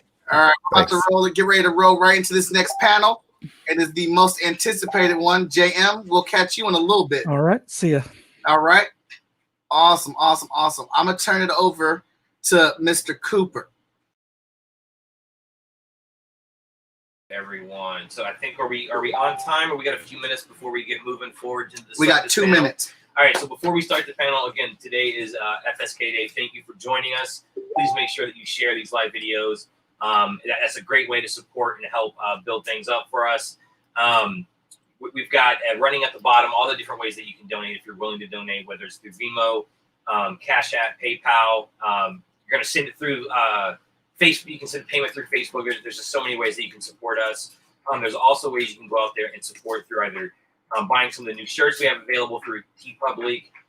You can actually go out to shortfusemediagroup.com and you can pick up all of our titles that have been released. That includes physical books or $2 digital. You buy those $2 digital books and you'll get a link immediately to read those PDFs as you maybe you need to learn a little something new about FSK that you didn't know before, and as you enjoy these panels. But it definitely a shout out so far to Andrew Duggan, who is just always a huge supporter of what we do, not just at FSK, but for Short Fuse Media. And so far, he's just come in very large today with, he's bought 3 issues of Vigilance. He's bought 2 prints, the 2 exclusive prints we have. And he picked up 3 shirts. 3 shirts for us from TeePublic for the new shirts. We have some shirts out there that are only exclusive today. If you don't get them today, you won't be able to get them. This is the only time you get them is through FSK Day 2020. So when I look here right now, it looks like we've got 2 people backstage that's going to be joining us for the panel. I was going to run a commercial while we wait for the other people. All right, we'll wait before we get started. All right, because this is going to be a good one. But let's go ahead and do some of that things that we like to call branding. And so in case you didn't know, I'm from Short Fuse Media Group.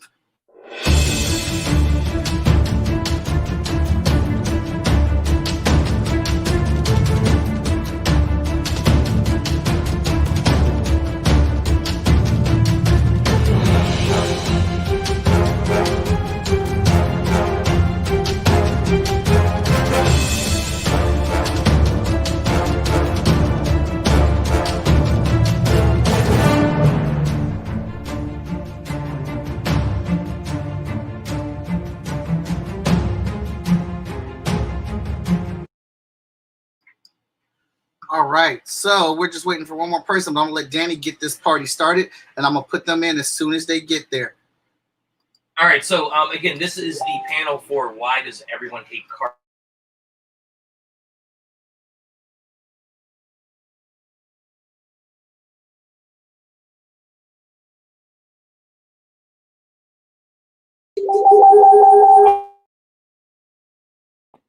All right, we're okay. I think we're good now. Hopefully, you guys can hear me just fine.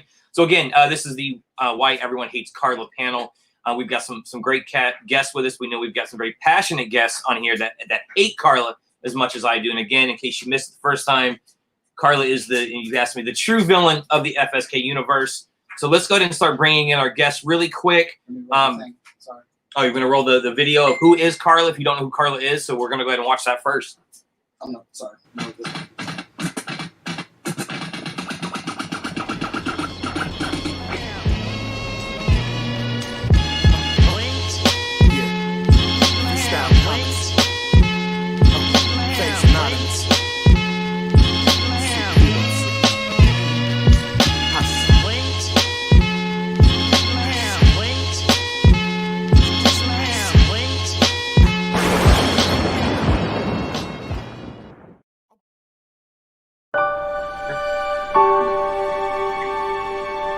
So I'm going to stop this here.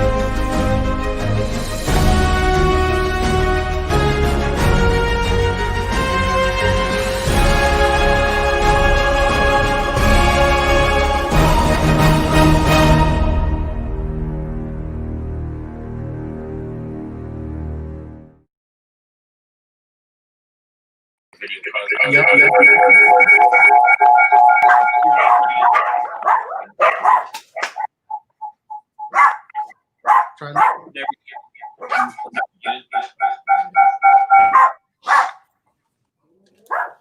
Echo game is strong. You shut up. You shut the hell up.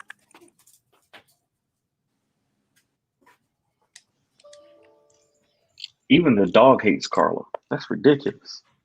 Yeah, ain't that sad? Even the dog hates Carla. That's amazing. That's some serious stuff right there. Dogs love pretty much everybody, so if the dog really hates you, that's. See, here's something else.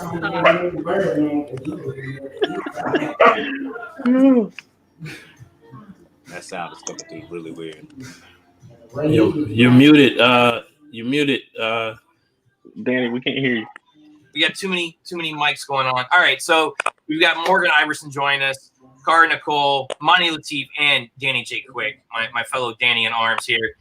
So we're gonna go around and give you guys each a chance to talk about why you hate Carla or may not hate Carla. And we're gonna go with ladies first. So, Cara, we're gonna turn it over to you and tell us what you think about Carla. I think it's a big misunderstanding, but I think that it's easier to hate a woman. Okay. Oh, Danny. Yeah. All right, Mr. Quick, we'll let you go. And what are your thoughts on Carla?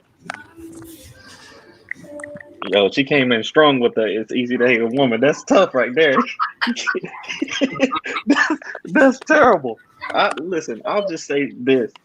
Carla is the most selfish person I think I've ever seen in a comic book that was supposed to be on the side of good. So we'll get into it, but I got plenty of reasons to hate Carla. All right. So, Monty, we'll go to you next. What are your thoughts on Carla? I don't hate Carla. Okay. But I will say that she's definitely setting herself up for a L for sure. there's another character waiting in the wings to, like, you know, pick up the pieces there. If she can't work through some of these issues. So I don't necessarily hate her, but then also when I really take a, you know, really close look at Mike, you know, as far as Hotshot, I find that there are some characteristics there that sort of let's say there might be some reasons why she is the way she is, aside from the whole superhero thing. So it's a pretty interesting relationship going on there. And Monty, I know that you've been promoting the hashtag. I believe Mike and Maria is what you're hoping for, is the maybe a new romantic character in the story. I'm surprised no one ever mentioned that. It's like you got a whole grown woman sitting there, you know, supposedly supporting them and, you know, telling them, "Oh, you go and do your superhero thing. I'll be here when you get back and we can talk," and all this kind of stuff. I said, look, that's just an accident waiting to happen, bro. Now, I will say what's interesting for anyone that's read Hotshot issues 7 and 8. I will say, if you haven't, go back, read those. We know that Dyna Girl co-stars on that issue, and let's just say Vigilance has a very interesting response to who Dyna Girl is and what she's doing kind of in her territory. So that's all I'll say about that. That's just the tease there. That may or may not be anything we see in the future. But Vigilance wasn't too happy to meet her, I will say that. All right, so Morgan, we'll switch it over to you. And what are your thoughts on Carla? All right. I mean, I'm team. I've been team Kill Carla for a while. You know what I mean? Like, and it's not because she's a woman. Look, I overall period don't like whiny people. You know what I'm saying? And I think for Carla, the thing that irritates me the most. Now, don't get it twisted. Like, I agree with what my boy just said. I think there are flaws with Mike. I don't want to say flaws. Everybody has personality things, and I think that has built into it kind of where Carla has gone. A lot of this is somewhat of his fault in some ways, I believe, but I also think she annoys me most because she's whiny. Like, it's bad, like really bad. I'm like, yo, really? Like, you gotta chill out, man. Stop crying. First off, you know what I mean? Like, just leave that dude. That's all you gotta do. Just leave. Go on about your business, and we'll be all right. But I would like to see Hotshot get smacked around a little bit more by Boyd just for allowing this situation to, you know, long as that. I'm done. I'm here to let Kara know she is not alone. Kara, you're not alone in this fight. Matter of fact, Kara, I got you some support. So we're gonna go right into this because this is what nobody was ready for in this bad boy right here.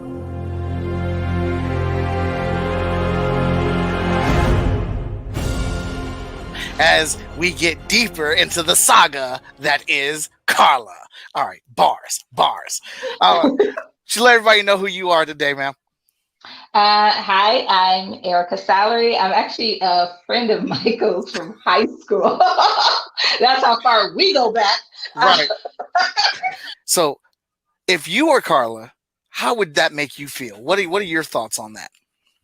Okay, so I know I'm going to have the unpopular opinion on this because I've already heard some chitter chatter about, oh, well, she needs to be more understanding and yada, yada, yada. Well, I'm going to say this in the simplest terms ever.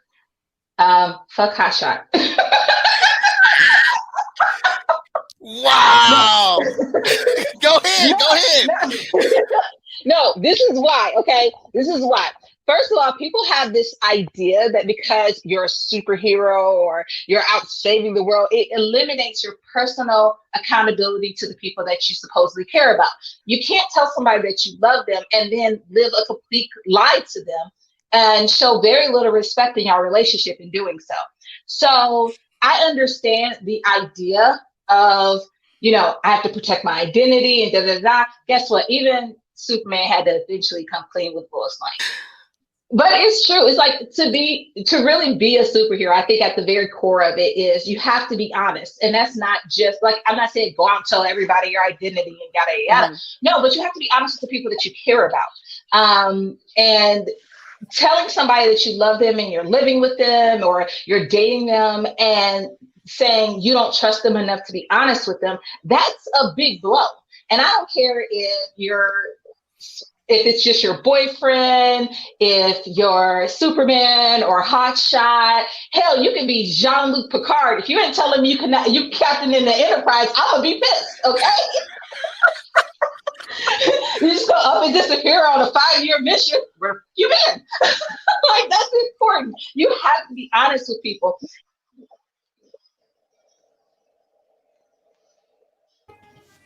He went and got a whole testimonial. That's just not even fair. Yeah, So that was not my. We should expect nothing less.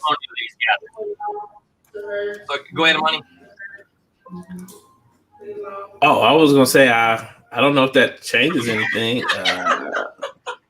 So I think to paraphrase Erica's her thoughts is that being a hero does not make you exempt from being honest and truthful with those that you care about and love.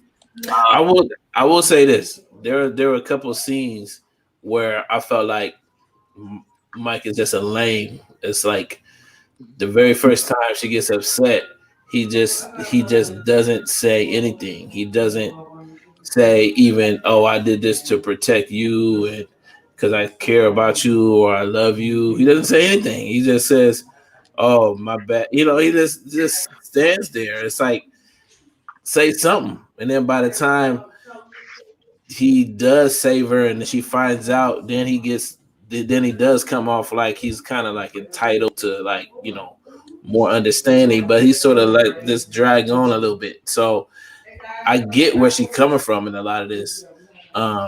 You would think that she would somewhere give him the benefit of the doubt once he, saved her life, but thank you. That's my thing. But never said thank you. He saved her and her girl, and never say thank you. It was more just automatically angry. I got something for y'all. I'm gonna tell y'all the moment that I started hating Carla. Okay. All right. So y'all know I'm team spoiler alert. So if I go too far, y'all let me know. But Hotshot number 2, page 22 of Hotshot number 2. Okay. Hotshot has just gotten his tail beat by Void, right? Hotshot, his arm is in a bandage. He's walking around like this. Half of his whole face is blue because he's done got his tail whooped. He walks into his own house and he says the words, "All I want to do right now is take a nap and sleep forever." He opens his door and Carla says, "I hope you weren't thinking about going to sleep. I hope you weren't thinking about going to sleep because we need to talk." Now, the neck roll wasn't in the comic, but I imagined it. I saw it. It was there. I saw it in there. So she then proceeds. Hotshot then proceeds to literally pass out as he's getting into his house. Carla don't care. Carla don't care. She only care about herself. She only care about her own feelings. And not only does he pass out, he's foaming at the mouth. He's saying things like "make way for the darkness." I mean, make way for the darkness. What? I'm angry. Let's take a back seat to that. But no, as soon as you wake up, I'm getting in your ass. We're gonna talk about this. Did she take my man to the hospital or anything? Oh, she tried to drown him in a tub. Threw my man in a bathtub. Didn't call an ambulance. Didn't call 911. Nothing. Threw my man in a bathtub and said, "Nah, you gonna get this conversation. It's what you gonna get." All right.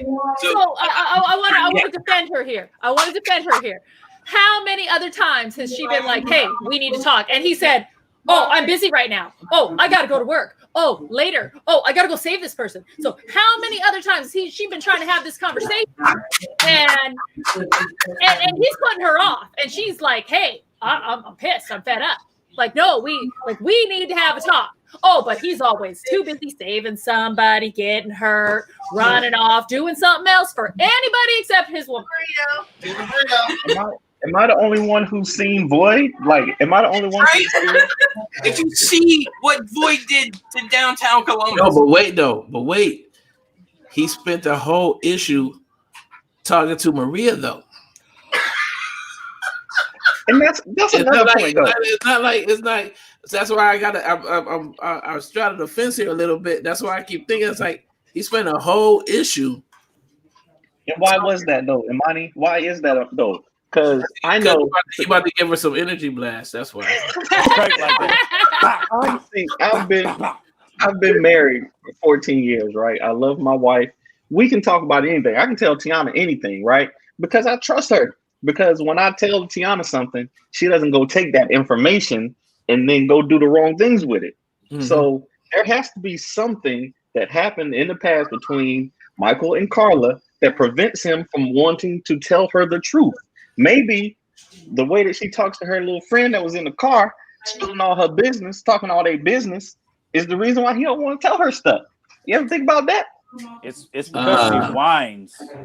Interesting. She whines, and he doesn't want to hear her whining. She, like I said, the fault is on both of them. Mm-hmm. Like Michael is honestly, I don't even want to. The first thing that came to my head was B-Made, but I'm trying to be politically correct. That dude has issues that is allowing and also exacerbating the problem. Like I get if he had have just been willing to be like, hey, you don't have to tell her, yo, I'm a superhero. But I do agree that he could have at least been like, women at least appreciate some of like you at least attempting to pay attention, and he's not even doing that. He won't even do that. You know what I'm saying? It's like he just makes everything like an inherent internal thing of, yo, you're supposed to understand that I'm a superhero, even though I ain't told you I'm a superhero, and that is a part of the problem, and that's why things are where. So that's what I'm saying. Like I'm not siding with Carla, not at all. But what I am saying is, he's helping to cause his own problem and exacerbating it worse. And then once she finds out, he's still on some dumb stuff. Like now it's out in the open. It's out in the open. She knows y'all are having a conversation and you still being stupid. So at this point, I mean, what do you expect? Now, I wish she would go about it differently. I understand her wanting to have that conversation. I do agree with Danny. Like this dude, you do see this dude's arm about to fall off. I don't know where the bandages stuff came from. Like he looked like he had just came through the World War or something like that.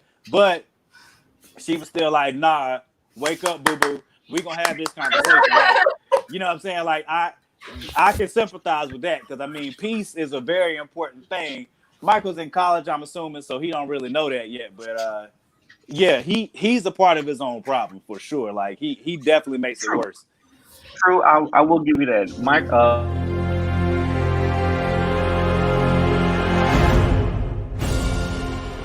Hi, everybody. I'm Shantia. I'm going to say Mike. It's fine. It's fine. If you were Carla in this situation and you found out your boyfriend was a superhero and keeping it from you, what would your reaction be? Yeah, two reactions. So, A, of course, initially I'd be upset, especially since his best friend knew, right? So now I feel less than. And then also he blew me off to have coffee with somebody who was very attractive. So there clearly may be an insecurity with Carla, right? And maybe that's why he kept it a secret. There could be that. At the same time, I feel like it was right for him to keep a secret because he was protecting her. You know, if she would have known, then maybe that could have brought harm to her. So I can see why he kept the secret, but I can understand her reaction. I guess the part that concerns me about Carla is that once she found out who he was, she still then was upset when he didn't come right away, you know, to talk to her, or when he was with somebody else with coffee. So to me, it sounds like Carla has some issues already, and maybe Hotshot knew that. And so he said, I can't bring her into the fold just yet.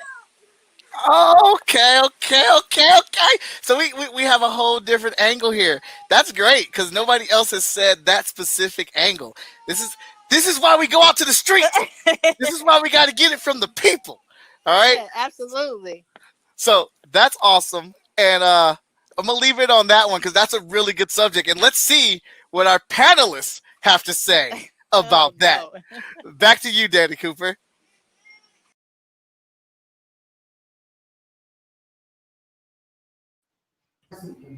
So Morgan, I would say Shantia kind of agrees with you there, that there may be something else. I mean, there's different layers of love. He may love her, but why hasn't he shared this with her? And a good point. We get to see some of that a little bit in the story. You know, suddenly he chooses to go spend his time with someone else, and she's jealous even after knowing. Thoughts on that? This new testimony.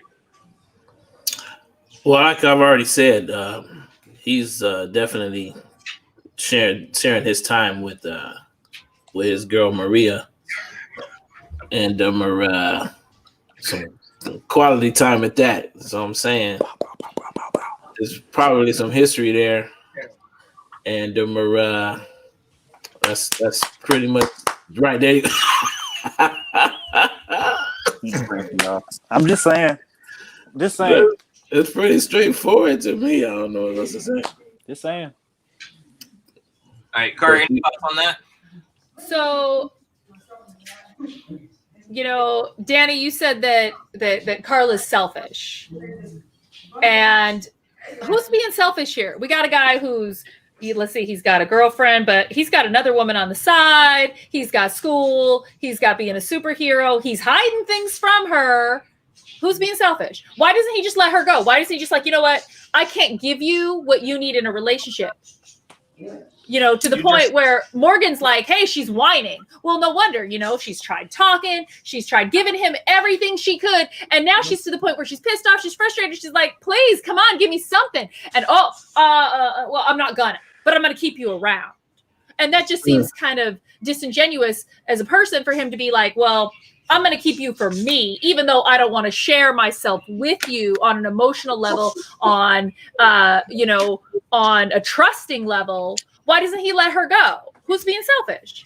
So I knew I put the right one on the panel today, baby.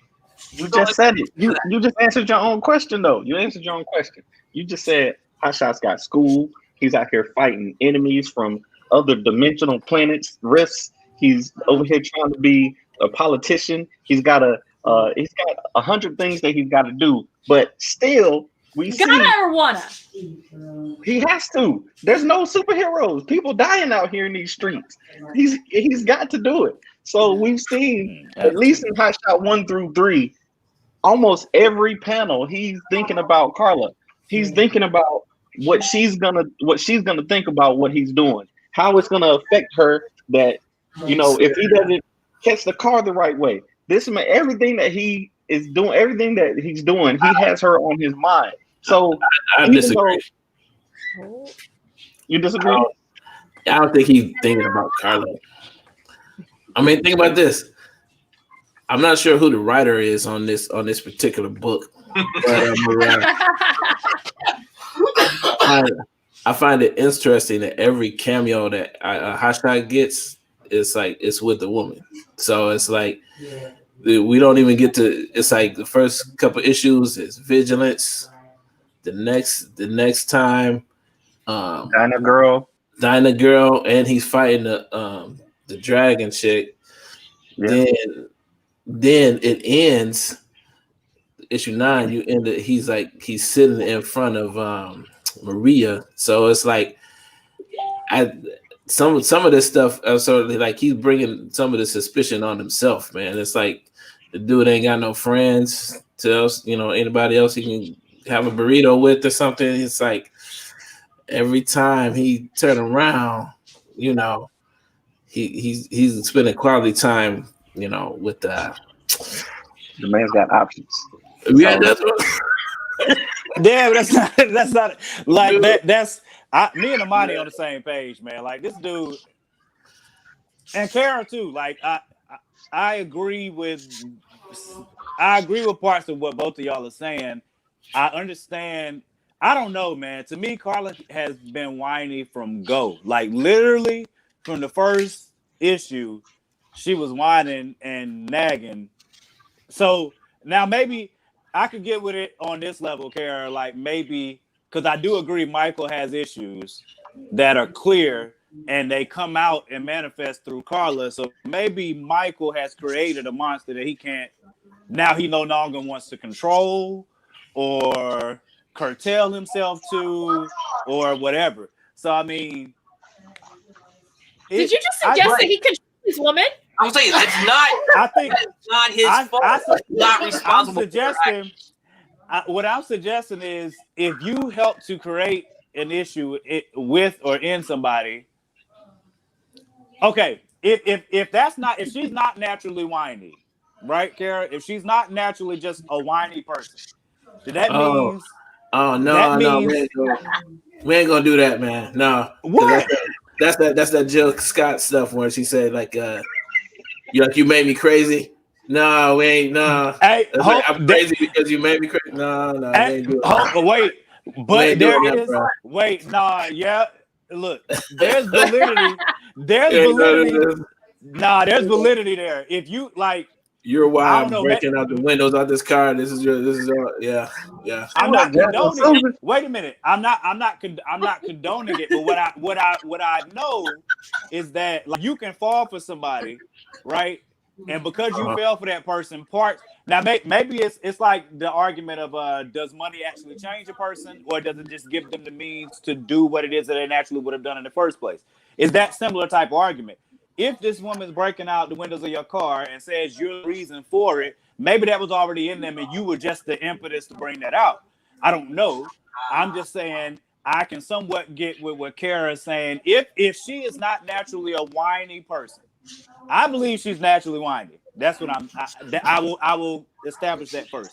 But if she's not, then that means Michael made her whiny and now he just put himself in a place where he don't want to deal with her whininess no more after you created the whininess. So Danny, one second here. So to Kara's point, let's remember the story starts where she has broken up with him.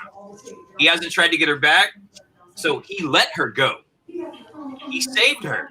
He almost died. Who came back? She did. But it was to argue. That's my point. He let her go. He didn't go to her all beat up and dying. No, he went home. She was there. He let her go. And yeah, and she Danny, did just let herself in. And Danny, I don't know if people read Hot Shot number 8, but he literally said to her, "Yo, I love you, but it's not enough.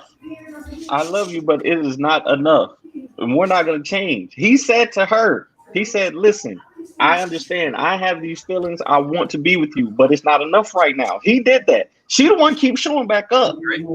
He the one that keeps showing back up. He should have had that conversation before he wrecked his car, though. Right. True.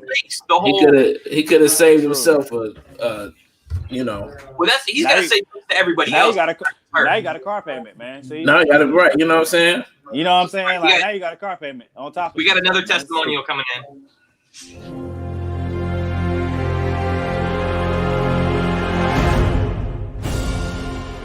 Hi, my name is Danielle Smith. I'm originally from Cleveland, Ohio, by way of Columbus. Went to Ohio State. Met these fine young gentlemen many, many moons ago at some comic book something back when I had dreams of writing comic books. Don't worry, it's still there. I got my idea and everything laid out. One day I'm going to knock the dust off of it. But longtime fan. I love what you guys do. Awesome. Thank you so much. So the question of the day, which is probably going to be our hottest panel of the day, is: do you feel like Carla is right, or do you feel like Carla's wrong? Should she just accept what Mike and Hotshot has done, or should she be mad still? So it's a very mixed emotion because I'm coming from a place. All right, it's my house ghost.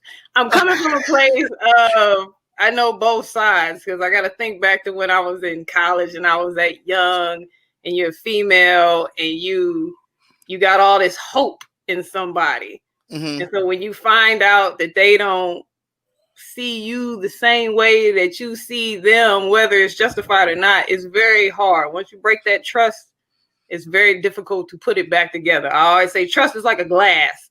Mm-hmm. You can put it back together, but it's not quite the same. And females' emotions without we have a tendency to, it takes a while to get the context in. So she's coming from a place of, if you really cared about me, you would have told me.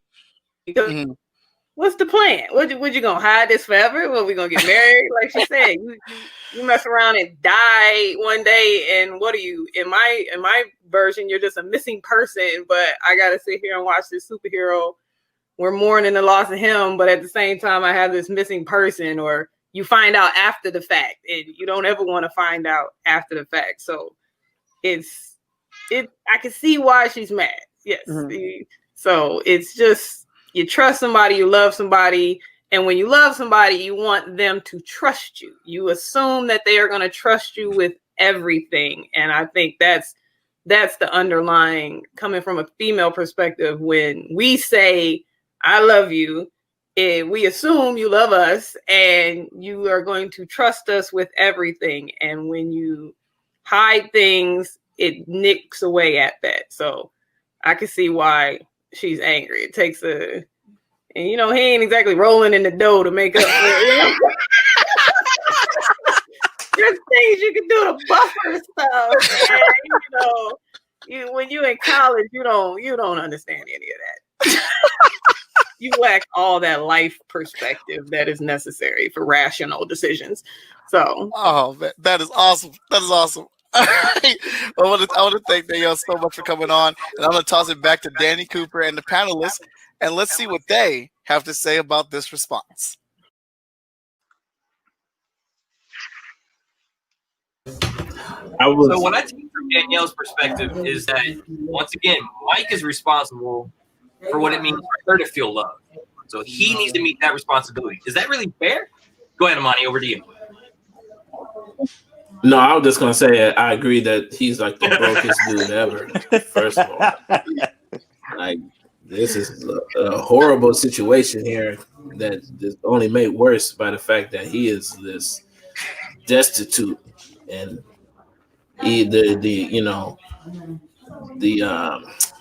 the company that he's working for, I don't know if they're cutting him any checks or anything, but I'm just saying that just makes it all, and this makes it worse, because definitely when you just and I don't know, maybe that's part of it. Maybe he's been mooching off of her and stuff like that. She's looking, maybe she's looking for, reciprocity, not just from in other ways. You know what I'm saying? Like, maybe he's not, pulling his weight. Obviously he's failing school and all this other kind of stuff. So there's plenty of other things about his character that sort of just, leaves a lot to be desired, for sure.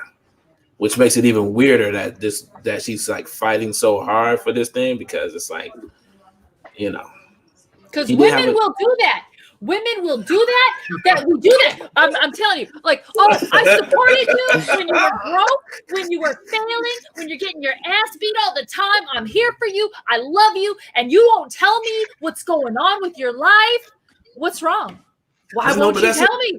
But that's the thing, though. That's the thing. That's why I keep bringing up Maria. It's like, he told her he got beat up and all this kind of stuff, and she's there, he's like listening, and all, she's doing all the things that he would hope that Carla would do, and she ain't on it. She's still mad. So he's getting this attention from someplace else, and she's about to catch, she's about to catch some energy blast, right there. It's about to go down in the DMs over there, man. I'm telling you. Hey, all I know is this. Like I said earlier, Hotshot has options. Apparently, he's got options. But who's got a key to the house? Who's got a key to his apartment at this very moment? There's only one woman that he really cared enough about to share that with, and her name is Carla. I don't think it's gonna work, because I think Carla is void. That's what I think. I think Carla, something between Carla's emotions and void strength. I think there's something there. I'm gonna ask about that later on in another panel. We're gonna find out. Oh, I almost forgot though, real quick. And then Dinah Girl was gonna hook him up with women from a whole nother dimension. You got options, man. That's what he needs. He needs more women. Like a whole interdimensional pimp. Nah, son. He don't need other women. No, he don't. Nah. I mean, the only thing I guess I'm just gonna be the politically incorrect person on the panel. He must be like really, bringing it strong. You know what I'm saying? Because I'm with you. I don't understand any reason why Carla's messing with this dude. Didn't she said she was getting ready to go to law school or something? Why are you messing with this guy? Like first off, he's broke. Like Imani already established the fact that he's broken and broke, and that's not a problem in itself. But on top of him being broke, he don't even be winning the fights. Like he been getting whooped like the whole time. So not only is he broke, but then he's a loser too. Like he gets beat up a lot, and he's already dealing with that. You know what I'm saying? So maybe the only place that he's winning is in the bedroom. You know, he's doing that, and maybe that's what Maria wants. You know what I'm saying? Maybe Maria's like, I didn't heard about, you know what I'm saying, you might not be a hot shot in the street, but you know. They say it's not about how many times you get knocked down. It's about how many times you can get back up. That's it. That's all. You said how many times you get knocked up? What you say? Okay. You say how many times you get knocked up? Erica here making comments live from our very first testimonial. So appreciate her coming in live and contributing yet again. So I will say that, as we all know, Mike Watson is the character Hotshot in real life and in the comic. And I think it would be a disservice to not hear what his wife thinks about what it would be if he was hiding the fact that he was a superhero. I bet you wifey wouldn't put up with it.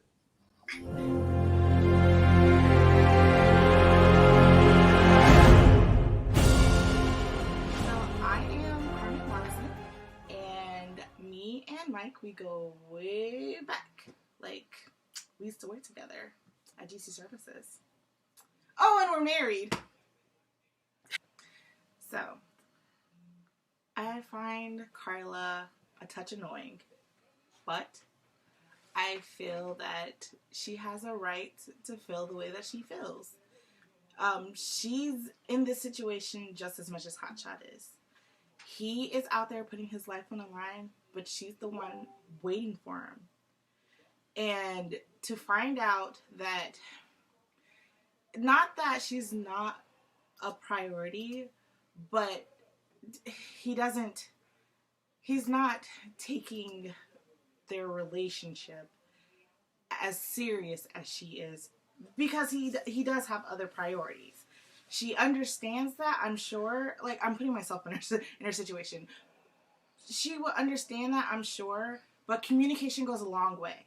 And to be able to share in those experiences and to be able to have an understanding, she wasn't given that choice. And that, honestly, if I was in that situation, I'd be frustrated too. I chose to be your girlfriend. You chose to be my boyfriend. And with all that entails, if you want our lives to grow together, we have to talk about things. We have to be able to share with one another. We have to be able to trust one another. And if you don't, then it's going to cause friction.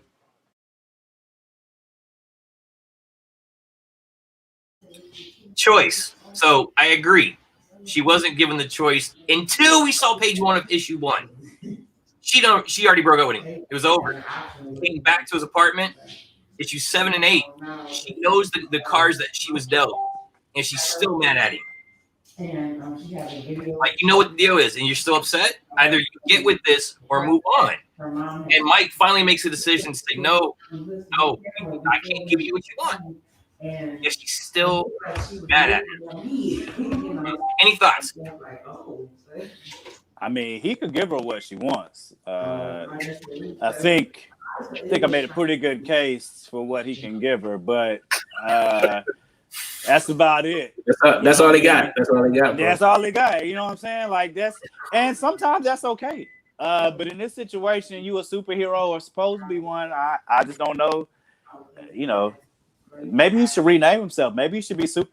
Never mind. Y'all go ahead. Y'all care to. I don't even know. Of the code, so I can't. What's going on with your audio, bud? Oh, took over your audio. Like the darkness. Boy came in on that way. No, it's still crazy.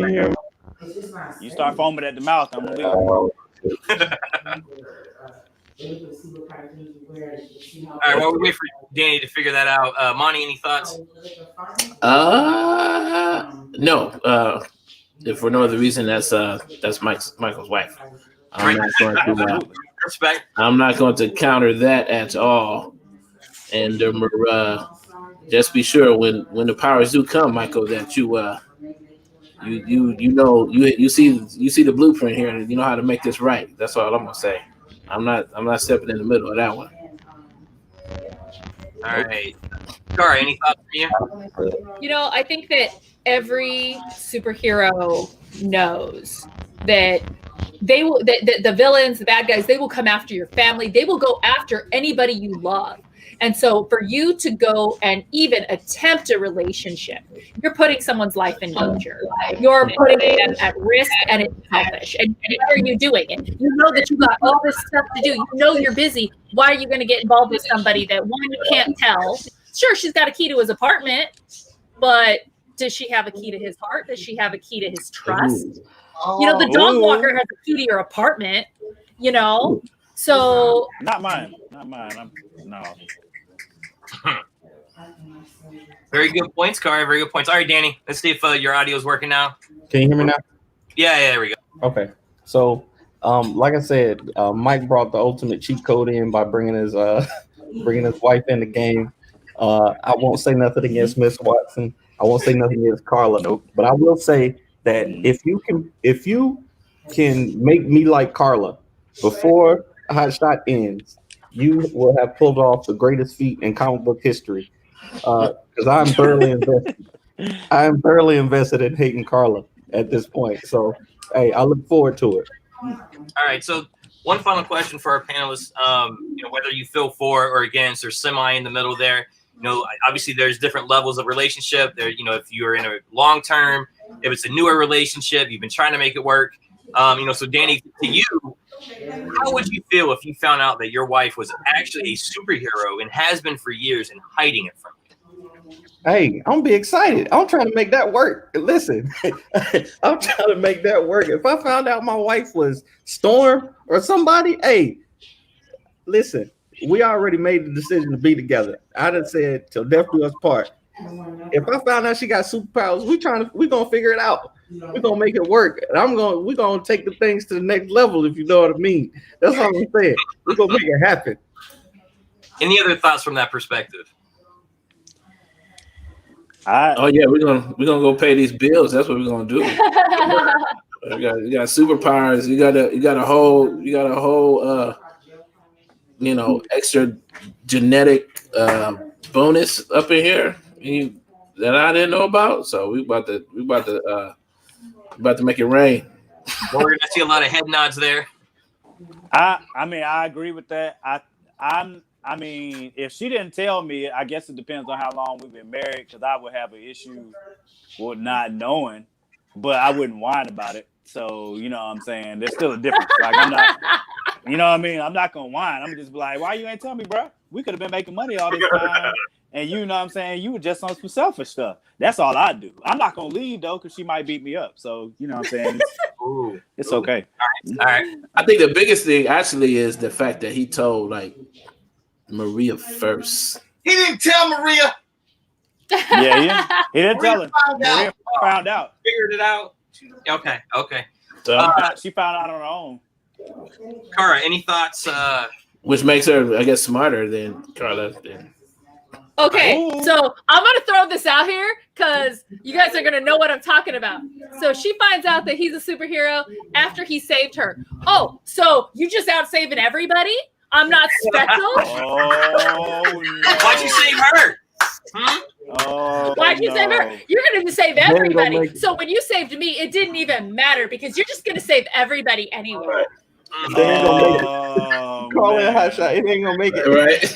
Hey, we need some words of affirmation from Carla the hot shot. That's all I'm saying. I would concede. I just be like, you know what? You got it, boo. It's all good. It's cool. Yeah, why your superhero? Why your superhero partner wearing Daisy Dukes? What part of the superhero is that? What's that about? What's that about? How long she been doing that? Ask Carrie Kelly. He designed her. Yeah, that's a Carrie Kelly question there for you. All right, guys. Well, I know we are almost out of time. I definitely want to thank you guys for joining us.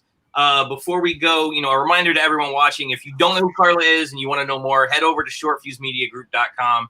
You can get all of the issues of Hot Shot and find out and kind of get in the know of what's going on and who Carla is, who Hot Shot is, and form the opinion for yourself. Was she right? Is she wrong? Again, $2 digital. You can find out today and get those PDFs. One final question. We do know through issue 8, it does appear that the relationship has finally come to an end. So I'm going to turn it over to Mike really quick. I know the answer, but I want him to give the answer.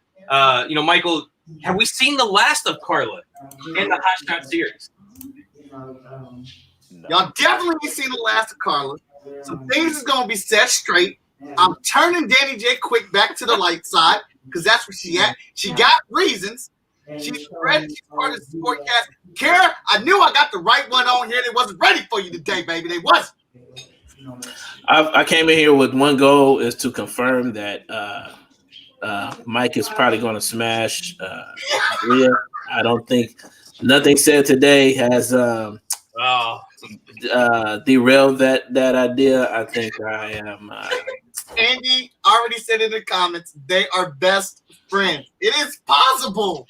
What? They best friends. Whatever. Best friends. Best friends. They best friends. Yeah. Terrible. I would like it if you guys friends with them cheeks. I know. Get these friendly energy blasts. Drop your social media in the comments so people can get a hold of you guys and meet you and talk to you on your level. We're about to get ready to bounce off because we got to get ready for the next panel. As long as Carla doesn't end up with Void, I'll be just fine. Well, does Void like white? That might work. See? You see what I'm saying? It might work.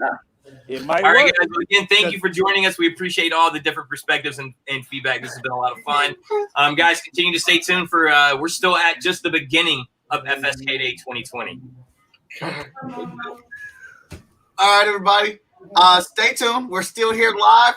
It's about to come back to me, Veronica, and Danny over here, and then we'll get into our next panel. I want to thank our panelists. I knew this one was going to be fun.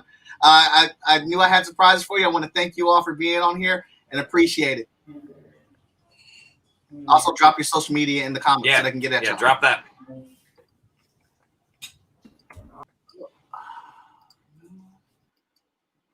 All right, so yeah, we're back right now. What I'm going to give you guys is the Heroes International trailer while we get things ready for the next panel.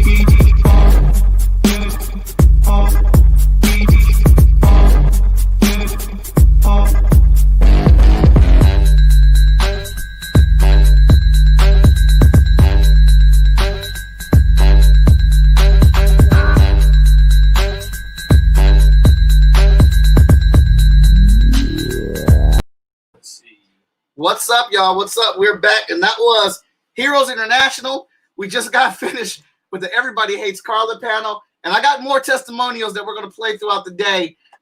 If you're curious about what this is about, you've got to read Hot Shot. And right now, Hot Shot is, and always has been, available on shortfusemediagroup.com. Go to the website. There are, under the Freestyle Comics tab, there are 2 pages for the Freestyle Comics section of the store. We got to get that added back. Oh, it's on there? Yeah, it's on there. Okay. So be sure to check those out. All 10 books are up there and available. Plus Heroes International and Vigilance. Heroes International is the trailer we just played, and Heroes International is the world's greatest superhero team. They're like your Avengers or your X-Men, but they suck. They're the worst team ever put together, and they're trying to be better. And we have 3 awesome issues of that happening right now. All right, so let's see here. I'm checking to see what panel we got coming up next so I can get that over to our panelists. Oh, shoots. We did that one. Oh, the big joint's coming up. The Business of Making Comics. Business of making comics. Business of making comics. All right, let's get these invites over here. There we go. There it is. All right, so we're gonna start getting those people in. And so, art auction is happening. We got the prints. They are available. The prints are $10. If you want a print, put in the comments. Let me know what print you want. I'll show them to you because I can do that because I got them available to show you as soon as I find them. Bam. So here's the first one. This is exclusive for today. Hot shot, blasting, full blast, going off, all the power in his eyes, everywhere, getting it. $10 for this one. And then we got Vigilance, which Veronica came in here and killed today on the colors and the background art. $10 for that one, $10 for Hot Shot. If you get them both, the shipping is going to be $3. $3 a piece for shipping. If you get them both, it'll still be $3 because, you know, I'll put them both in one envelope. I won't separate them. I'm not going to do that to you. That just doesn't make any sense. So prints are available, and it looks like yes, we're still getting emails and calls from everybody live. It is happening, still going on right now. Justin Bieber's helping us out, man. He's such a good guy. Really appreciate that. You know, Oprah's there. She's so happy to be here for FSK Day. Leo is still having personal conversations though. Like, I mean, dude, can you have some tact, please? We're trying to accomplish something here today. All right, so we're starting to get our people in. All right, everybody's not here yet, and this one starts in a couple minutes. Couple minutes. Andrew wants to know if the prints are going to have the FSK Day logo. They are not going to have the FSK Day logo on it. Do you want one to have it? I'm actually not a fan of doing that. I tried to do that a couple times. And Don't like it. Yeah, just not a fan of it. Not my personal preference. But Daniel, I will do that for you if you want it. Sorry. Oh, Andrew? Yeah. Andrew, if you want that, I will do that for you. Again, those prints are available. I think we're going to start this art action. I'm going to get that together during this panel. Let's see. This panel starts at 12:40, and then the next one starts at 1:30. Yeah, we're going to have our first piece. We're going to have our first couple pieces up for that on and popping. All right. So let's see here. We got a panelist, some guy, he moderates from time to time. I think he does this casually as a hobby. You know, I think you might have heard of him. Victor Dandridge in the building. Yo, what's going on? And yeah, I'm still trying to keep my FSK representation intact right now. You know, letting y'all know what it is. FSK all day. But I had to get a little gussied up, you know what I'm saying? Throw the tie on for this next panel, the business of comics. We about to talk about the business. The business. Well, okay, so we got this panel ending, Victor D. If I can get you to round this bad boy off at 120. 120. That'd be excellent. Because we're going to do our art auction on our next break. We're going to get that popping. Excellent. And if you're ready, sir, I'm going to get this started for you. Let's go. Let's go. All right. And Leo, get back on the phones, man. Listen, he's talking about why Carla is such trash. Dang! Let's let him have his conversation. All right. Let him live. We're looking for donations. We're right at the $200 mark right now. The ticker is at the bottom. You can donate to PayPal, Venmo, and Cash App. We're looking for a minimum of $1, but you can give as much as you want. We also have T-shirts available today on our T Republic page. I'll be dropping those links in there. Hit our email landing page as well to get your digital gifts for donating. This is a big panel. Get your notepads ready because it begins in 3, 2, 1.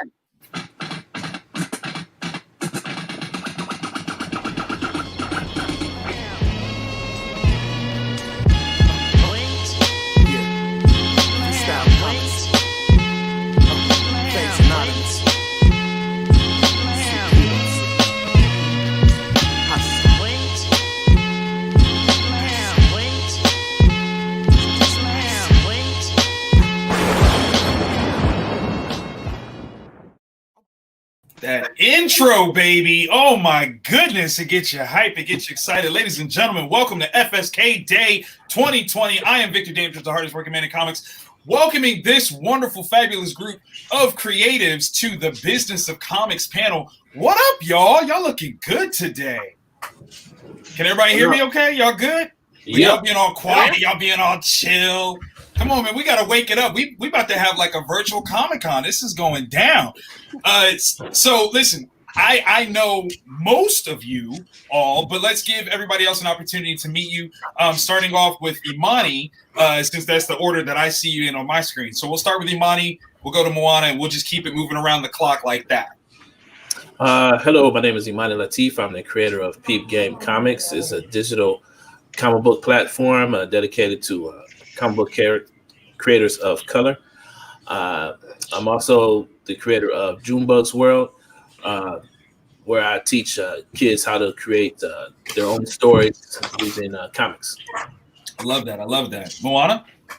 Hey, everybody. My name is Moana McAdams. I am the co-owner of Burning Spear Comics, where we self-publish the Wild Card Chronicles, a children's book series, The Adventures of Nakoa and Nohea, as well as the up-and-coming Moana Nui podcast, where we get to celebrate heroes of color and incorporate the historical aspects that inspire the stories that tell them. I love it. Kara Nicole. I am the co-creator of Fire Bitch, and I'm also a comic book colorist and a full-time professional cosplayer, and I'm also the writer of Confessions of a Cosplay Diva. I love it. I love it. Sean.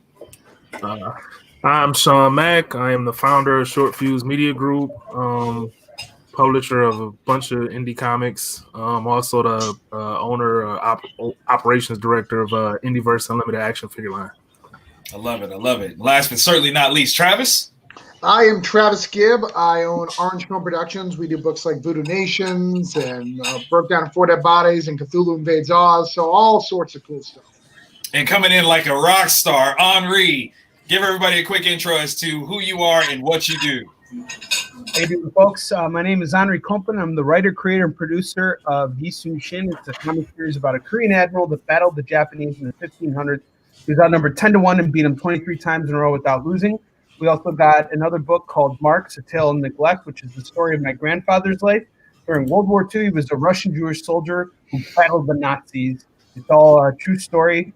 I learned my grandfather's story as he was dying, so it's kind of picks up from there, and I kind of peel back the layers of his past. And then I got a new project in the works right now. It's called Warline, a martial arts comic book, superhero, sci-fi, thriller, epic, psychological stuff going on. And yeah, glad to be here with this great folks today.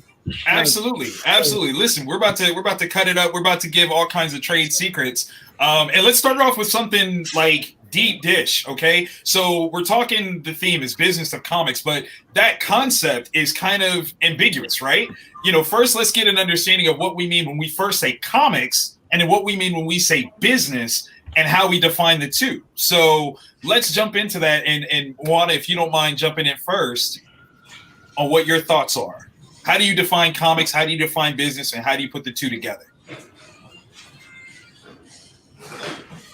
No, we can't hear you. My bad. So to me, comics is like a huge thing, right? Like you have the books themselves, but it's an entire industry where you can, share your creativity in a ton of different ways. I mean, just for the folks on the panel right now, we have like creators, writers, artists, cosplayers, people who might do action figures and toys, and so I guess that leads me to the business part, is that there are so many angles that you can come in and develop a business or an additional stream of income for you based on your creative passions. I mean, this is something that people love to do, whether they get paid or not. In a lot of cases, as creators, we all know this, that it's not an easy business to be in, but it is something that we are passionate about. And you can certainly build a business around that passion. So yeah, I guess that's where I'd start. Well said. Kara? I definitely agree with Moana. I will say that people have an impression of comics where they think, I'm going to make this comic book and I'm going to make all this money. And yes, that can happen. but comic books are very expensive if you do not draw, if you do not color, if you do not write, if you just have an idea and you want someone to come in and do all this for you, it is very, very expensive. Comic books are not cheap.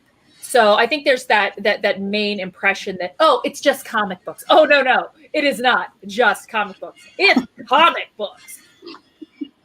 Capital letters, exclamation points. I love it. Absolutely. Henri, what about you, sir? You know, as Kara was talking, I was thinking about something I came across this morning. It showed, it was like a little meme or graphic or something, and it had Quentin Tarantino and Alan Moore both speaking about how their art forms were designed for the working class, and how Alan Moore, in his particular opinion, thought that comics should be made for people who have less money. But when you look at it, you agree with him or not, you know, and I think that things have changed. You know, we're seeing, especially right now, we're seeing such a huge transformation of our industry as, you know, we're being, as cons are taken away from us, and we're basically forced to kind of navigate on, you know, the online platform and focus on live sales, moving more towards crowdfunding and things like that. It really has opened up the doors. And so I don't think you could put a dollar price on comics, but I 100% agree with everything Kara says, is that comics are expensive. And in order for us to make content, especially as creator-owned, you know, people, we have to focus on really doing the best we can with what we got. And we're not Marvel, we're not DC, so it's not, you're not talking about corporate comics, and there's nothing wrong with corporate comics. It's just a different business model. What we're doing is grassroots, and we all have something to offer. We all have something to learn from each other, and I think it's a really great time to be in this business. No better time to be in comics than today. I agree with that. I definitely agree with that. Travis? Well, first, I feel this whole thing is a Sean Mack setup. I like to be known as a creative, and I don't want people to know that I know anything about business. And only Sean Mack is aware that I know anything about business. And he told somebody, told Michael Watson, and that's why I'm here. It's bullshit. Try to deny it, Sean. Try to deny it. I'm denying it. I'm denying it. Denying all plausibility. Dang. Here's the deal. Comics is 100% a business, you know, and you can tell the people who actually take it seriously as a business versus just a hobby on the way they do the Kickstarters and the way they do the marketing. You know, you'll see the guy, I don't like variant covers, or I don't like to do digital platforms. So I don't care what platform you buy my stuff on. I want you to read my stuff. So whatever it takes to get you to read it, I don't care. You know, I'm going to do what it needs to be. And even to the next level, you know, with COVID, we've seen a lot of people who cannot, without a convention, they cannot sell their comic. They don't know how, they don't know it. So they became online media sensations, right? They have thousands of internet shows going on every week with sponsors and donations and Venmo and all the stuff trying to get this other aspect. Every aspect of this creative process, you know, once it becomes the book form, is marketing and business.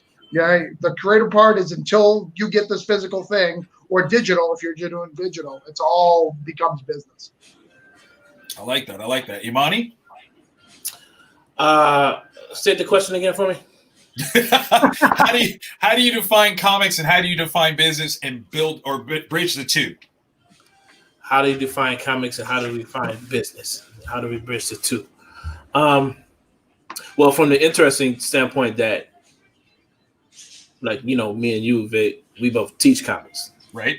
And one of the first things I share with the students is that comics isn't just one, is an art form, and it's not just stuck in one particular format. Mm-hmm.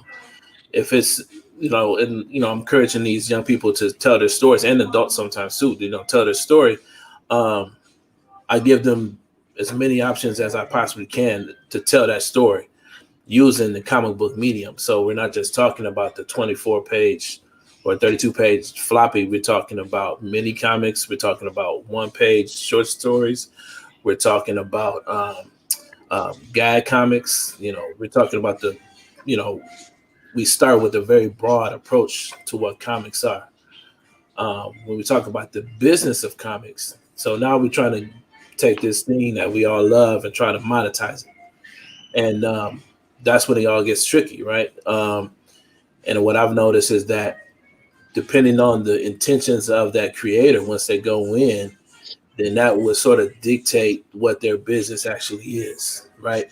If they are really a fan of comics, I've noticed that if they're a real big fan of the traditional going to the comic book shop every Wednesday and picking up a comic book, you'll notice that their business is sort of surrounds that type of model, right? They're trying to get in the stores. They're trying to put out, a 32-page book every so often, that type of thing. But I've noticed people that are creating comics and their business really is to get in front of television producers, right? So that book, is really just a loss leader. It's just a way to introduce their idea, their IP, to people that have the real money, and then they get a deal, and that's their business, right? It's still in comics. They use comics to open that door, but we've noticed that a lot of independent comic book creations are immediately getting picked up by studios and stuff like that. So that's their business. But that's one of the most interesting things. Whereas there's just as many ways to approach the business as it is to approach comics. So there's no one business model that works for all comics, and there's no one comic that works for every story. No, I absolutely agree with that. Sean, you wanna cap that one off? Yeah, after Travis put me on the spot, sure. Why not? I don't disagree with anything anybody said. Shockingly, I agree more with than I would have thought I would agree with what Imani said. Imani being my humble foe. But anyway, I agree a lot with what he said, making sure the comics is a thing. One, the first thing that he said that is really important is this thing that we all love. Everybody on this panel, we all love it. And I think that's the first thing that I would say the comics in general thing is this thing that we all love. That's the vast first way that I define it's this thing that we all love. And the second thing that I agree with him on is the means of it being different formats of this thing that we all love. It can be, digital comics. It could be physical comics. It could be, whatever format you want to release these stories in. So the bridge to that and how you bridge it together with the business part for me is kind of simple, which I know it kind of rubs people the wrong way every now and then the way I say it, but it's simple to me. Business is anything that you do to generate a profit. If it's you taking whatever model that you have and with the intent of making a profit. As I came into the making comics and in the comics industry, it was a vast thing that I heard over and over with creators that, you can't make money in indie comics. You just can't make money in indie comics. And I laugh it off all the time because I'm sitting here doing this full time, nothing else, and I pay my bills just like everybody else. And it's like, I don't have a 9 to 5. So it's like, well, I hear you, but I don't hear you at the same time because I need proof of concept. And for me, the proof of concept is myself. It's always myself. It's never nobody else. My proof of concept is myself. And if I can do it, then I say, well, anybody can do it. It's just a matter of the process that you go about doing it. So the bridge for me is finding a way to do this thing that I love while also making a profit. Because if I'm not doing this thing that I love while making a profit, then there is no bridge because it's not a business at that point, because there's no such thing as any business that operates consistently with the goal of taking a loss. So it's very true. It's very, very true. And kind of bridging off of that, I think that, obviously most of us came into the game as fans. So having this sense of business is a sign of the maturation of us moving beyond just creatives, not just wanting to create a comic. At what point did it actually occur to you that the goal should be about the financial profitability of the creation as opposed to just wanting to get something out there? And I'm going to throw that out to anybody that wants to jump in. When did you figure that out? I'll take that one. All right. Go ahead, man. My initial entry into it was my first thought, period. When I first started, my whole thought process was I want to tell these stories, but if the goal is to release them to the public, then the reality of it is I want somebody to buy it. Otherwise, I might as well just keep it in my basement or just do it in my house to myself. You know, I post pictures on my wall and I'll have my story. That's my story. But if I want to share it with anybody, you know, I don't want to share it as, hey, I just want to give it away for free. I want people to love what I do, and I want people to accept what I do and pay me for what I do. And I want to be compensated for the time that I put into it because I'm sharing it to you. Otherwise, again, I would just do it for myself, which I'm pretty sure we all got stories that we have to ourselves, and you can enjoy them to yourselves. I play with my toys by myself and tell my stories with my toys, and I'm good, you know, so because I got Indieverse Unlimited action figures. I can play with toys all day. So, I can tell whatever stories I want by myself. But when it comes to bringing it to the public and involving the public and going on social media and making all these posts that we make all day, every day, the goal for that is, hey, I want you guys to see what I'm doing and love it just as much as I love it. Because again, like Imani said, it's this thing that I love. And it's this thing that we all love as a community. So, hey, can we all love it together? And at the same time, I support your efforts. And I want to get your stuff. And I want you to get my stuff. And let's all just do this together. So.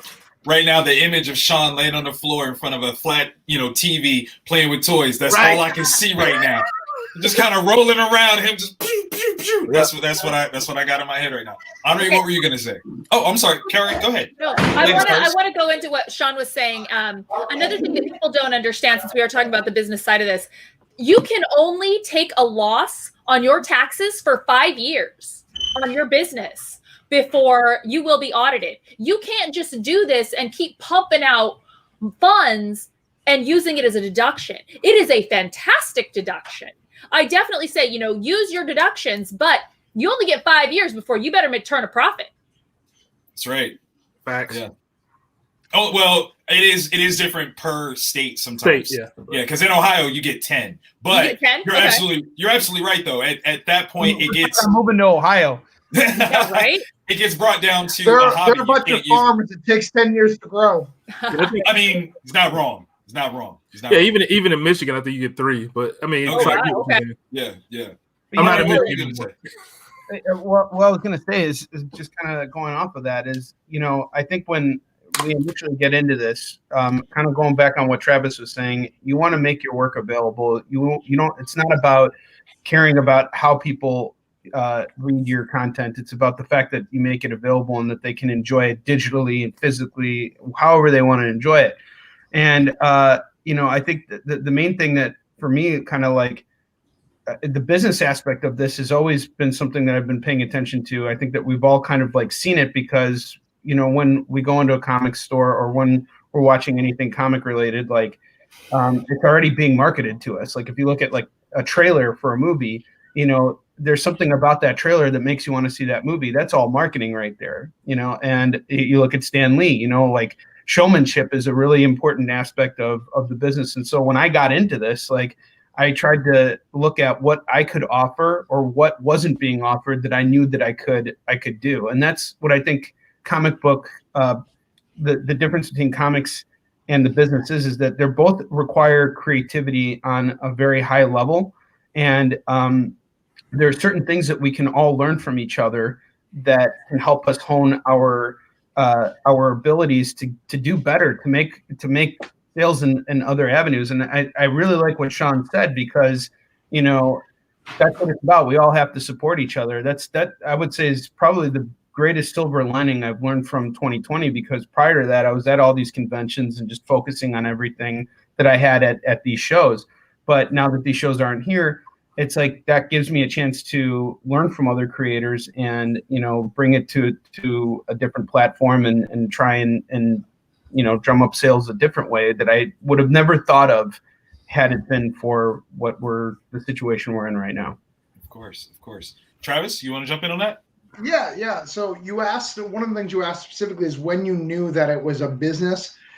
It's when I ordered, I believed in myself and I ordered 1,500 copies of my book. And I sat next to somebody and they're like, "Oh, we just sold out." And I was like, "Wow, you sold out? How many did you order?" "Oh, I ordered 50. And realizing it's a different ball game and not everybody's playing on the same level, right?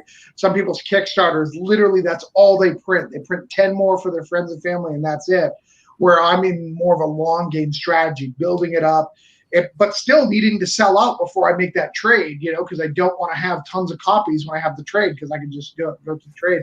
It's building that and figuring out what that looks like and what that success means to you, because that guy is just as successful in his opinion as me, even though I may have sold more copies. The level of success is from each individual creator. But if I want to go to that next level, I need to get as many people out of it as I can to get it. One of the examples I have is I had to buy comps from somebody for their book, and they charged me $4.25 for a comp. And I was like, are you serious? The book's $5. You only make 75 cents an issue? He's like, well, I don't order that many. And I was like, I just don't understand. Like, and that's where it comes to the business, is figuring out what those margins need to be, how you can make it profitable. And that guy particularly didn't even have variant covers, didn't believe in variant covers. So he literally is only making 75 cents and he's only printing 50. Like, it's not that business mindset. It's trying to figure out what's the way to make this not only profitable, but get as many out there to your fans as possible. And at whatever level they want to spend. That was the first thing I needed to learn, is just because I wouldn't pay $20 for a cover doesn't mean somebody else would, you know? And that was a big reality check to me, because I'm only going to buy cover price. It very rarely will I buy a variant cover, but finding people come to my booth, hey, I want all your stuff, that I still don't understand it. Hey, you don't need to comprehend. You just need to comply with giving it. That's it. That's right. Moana, what about you?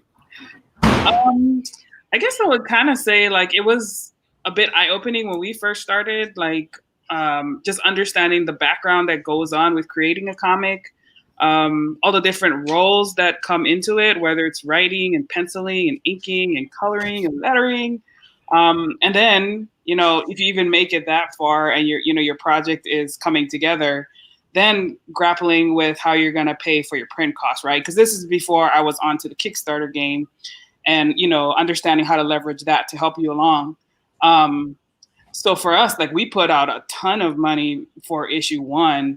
And it wasn't even just on the creation of the comic. For us, like, we had the long picture in mind, like, from the jump. So for us, like, we put a lot of money into traveling the convention circuit, because we wanted to see what was out there, identify the gaps of what people are doing great, what they're not, you know, what is not even existent, what things we could improve.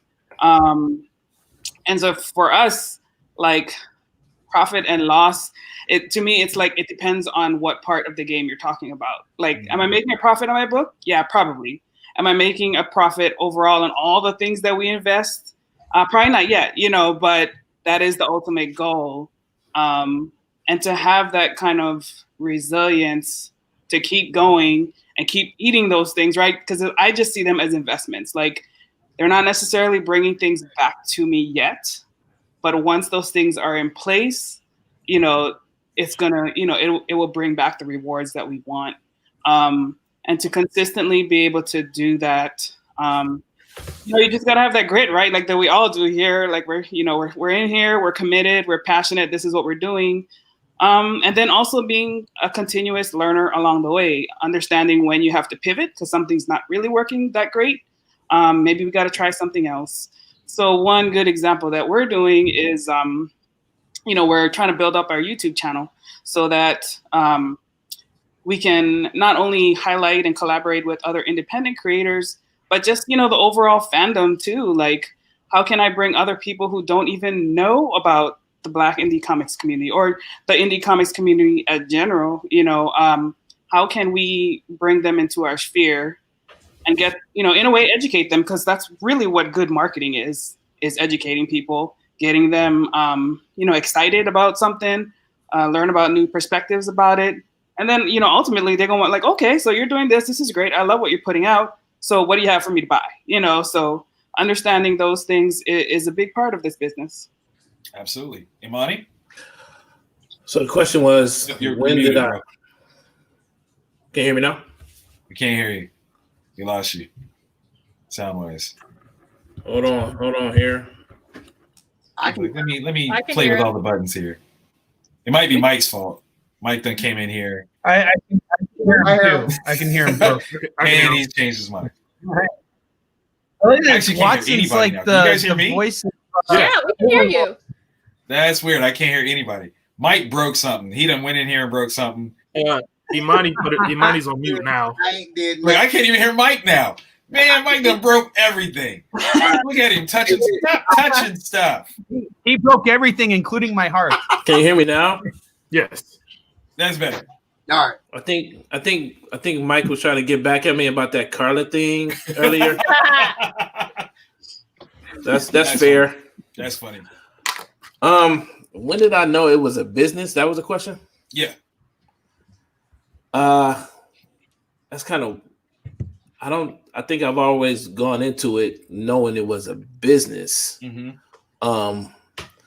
I think I had a different revelation in the sense that it occurred to me that if the business alone was sort of like just selling the comic book itself as a physical thing, that there wasn't a lot of money in that physical object. Right. When you start looking at that physical object and then the profits and losses in terms of that physical thing, those profit margins are very narrow, right? Yeah. And you can see throughout the industry all the pressure that is put to bear on the retailers, the publishers, and all of those people that are involved. You start to understand the games that they're playing to sort of, nudge certain parts of the business in one direction or another, just battling for a profit margin, So the revelation that I came to was sort of in a weird sort of way, was like, okay, there might not be all that much money in this physical thing as far as a book. And there's a way that I have to really operate to gain more money or make more profit, in spite of that. And then I started thinking about the fact that, from a business standpoint, comics is more than just a book, right? It's more, it's about the experience, especially when you go to a show. I learned that it wasn't about, people aren't just there just to buy books. They want to be a part of an experience. So you got to get shirts involved and all this kind of merchandise because they want to be a part of a movement. They don't want to just be a part of, like Moana was talking about as far as building a fandom. They want to be a part of something, not just a part of reading this thing. They want to be a Deadpool fan. They want to, being a Deadpool fan might not mean reading the comic. It might mean, just wearing the t-shirts. I love wearing the t-shirts, or I just love collecting all the toys, or I just love watching all the films. So it's sort of like when you start talking about the business, you start to understand that, okay, I can't just be tied to just this one physical part of it. Which brought me to the second point that, I started to fall in love with just the art form itself, aside from the business, aside from making money, teaching, comics and stuff like that, and giving kids the opportunity to tell their own stories. Right. And they're at the point that most of these kids are at, they're not thinking about profits and making money, anything like. They got these notebooks, stacked to the ceiling of all these stories and drawings they done made, and they haven't figured out how to put that on paper. So giving them the opportunity to tell their own stories, that gave me actually led me to a business where I was making a profit. Right. So, and I'm still in the comic book industry, but I'm not necessarily tied to, I'm not talking about, I'm on that issue, whatever, of a comic book or anything like that. Yeah. So when I started understanding those concepts, I was able to be more flexible and more imaginative as to how I, make money as a business. That's wonderful. I love that. Kara, I know you threw in a little earlier. Did you want to add anything else to that concept of understanding when the business maturation aspect kind of comes in? So for me, it was kind of a do or die. You know, I had started in cosplay, and I was one of the first cosplayers ever to buy their own tables at a convention. I always tell people, when you're getting into this kind of business, you got to put your money in where your mouth is. If you don't believe in your product enough to put your own money and your own time and your own worth into it, why would anybody else want to invest in you either? You know, you have to invest in you first. And so for me, like I said, it did become a do or die. It was, can you be at this con? You cannot do 36 conventions a year and put out that kind of content while working a 9 to 5. Right. Something's going to suffer. You're going to get to this point where you have to switch over to doing this full time, which means that you got to eat. And unfortunately, there are fans out there that think, well, but shouldn't you just be doing this because you enjoy it? Well, yeah, this is the greatest job that you'll ever love. But we got to eat. We got bills to pay. We've got, you know, all these things. We got taxes to pay, and you got to pay to go to conventions. It is not free. You know, even for me, it's not always the case. Right. So, and like, I know Henri, we've known each other in person before we ever really connected online for years, from show after show after show. And let me tell you, nobody hustles like that, man. So absolute truth, yo. Absolute truth. So that's what I got to say. I appreciate that, Kara. Thank you. Yes, yes. In fact, literally the show that I met Henri and Kara was Phoenix, was that 2014? I've seen both of them hustle very different products, but still that same spirit. It's absolutely wonderful. You were killing it too, man. Well, thank you. We were neighbors at that show. Yes, yes. And if I can just say one thing very quickly, one of the things I learned early on in the game was there's this sense sometimes of people thinking like, well, that person's stealing my sales, or that person's really good, so I won't get enough sales. And I always use our experience, Victor, as an example of how two showmen can work really hard. You're the hardest working man in comics. It can't be disputed. And here we are together. And we both, I mean, I sold out of everything at Phoenix that year a day early. And that was my fault because I didn't bring enough stuff. But you were working the entire weekend. You were hustling. We were working off of each other. When I had customers, you were able to work off of them. When you had customers, I was able to work off of them. It goes back to what Sean was saying about how we all help each other and work off one another. Yes. So with that, that year, Henri left after Saturday. Yes. And I took his table. Yes, and that's how I met. My discount table. Yeah. This is the way that works, man. Like, this is the sense of community. We've only got like 5 minutes left. So the last question I have for you guys is, where or how do you see your business growing post 2020? All the things that you've learned, especially this year, where do you see things going, and how do you want to get there? And Travis, I'm going to start with you if you don't mind. No, I do mind. I do. I'm sorry. We got to do it, man. Come on. I need your insights, baby. I need your insights. All right. For me, 2021, going from 2020 is I'm going to start going and completing. I have a lot of individual issues. I have a lot of stuff, and I was going the publisher route. But right now, going to get my book published at a Scout or an Aftershock, even though those are great concepts, they're backlogged because of 2020. They're backlogged like 6 or 7 months. So I can send them my book, and they can put it on the line for like October or November in 2021. Or I can keep completing and get my trades and then sell the thing complete. So I'm not going the publisher route for 2021, which was my goal for this year. I was going to just write a whole bunch of things for publishers. I've got a couple of things that are complete. Let's do that. So I'm going to do the opposite and just finish stuff. So by the end of the year, I want 4 graphic novels like of my work. So full 5-issue miniseries done. Here you go. What's up? Nice. I like that. Imani, what about you? We've been looking to actually sort of like diversify our website, like adding more products for comic book fans. So, with, typical merch like t-shirts and stuff like that, but also, definitely like I hear people talking about toys. I'm definitely interested in that.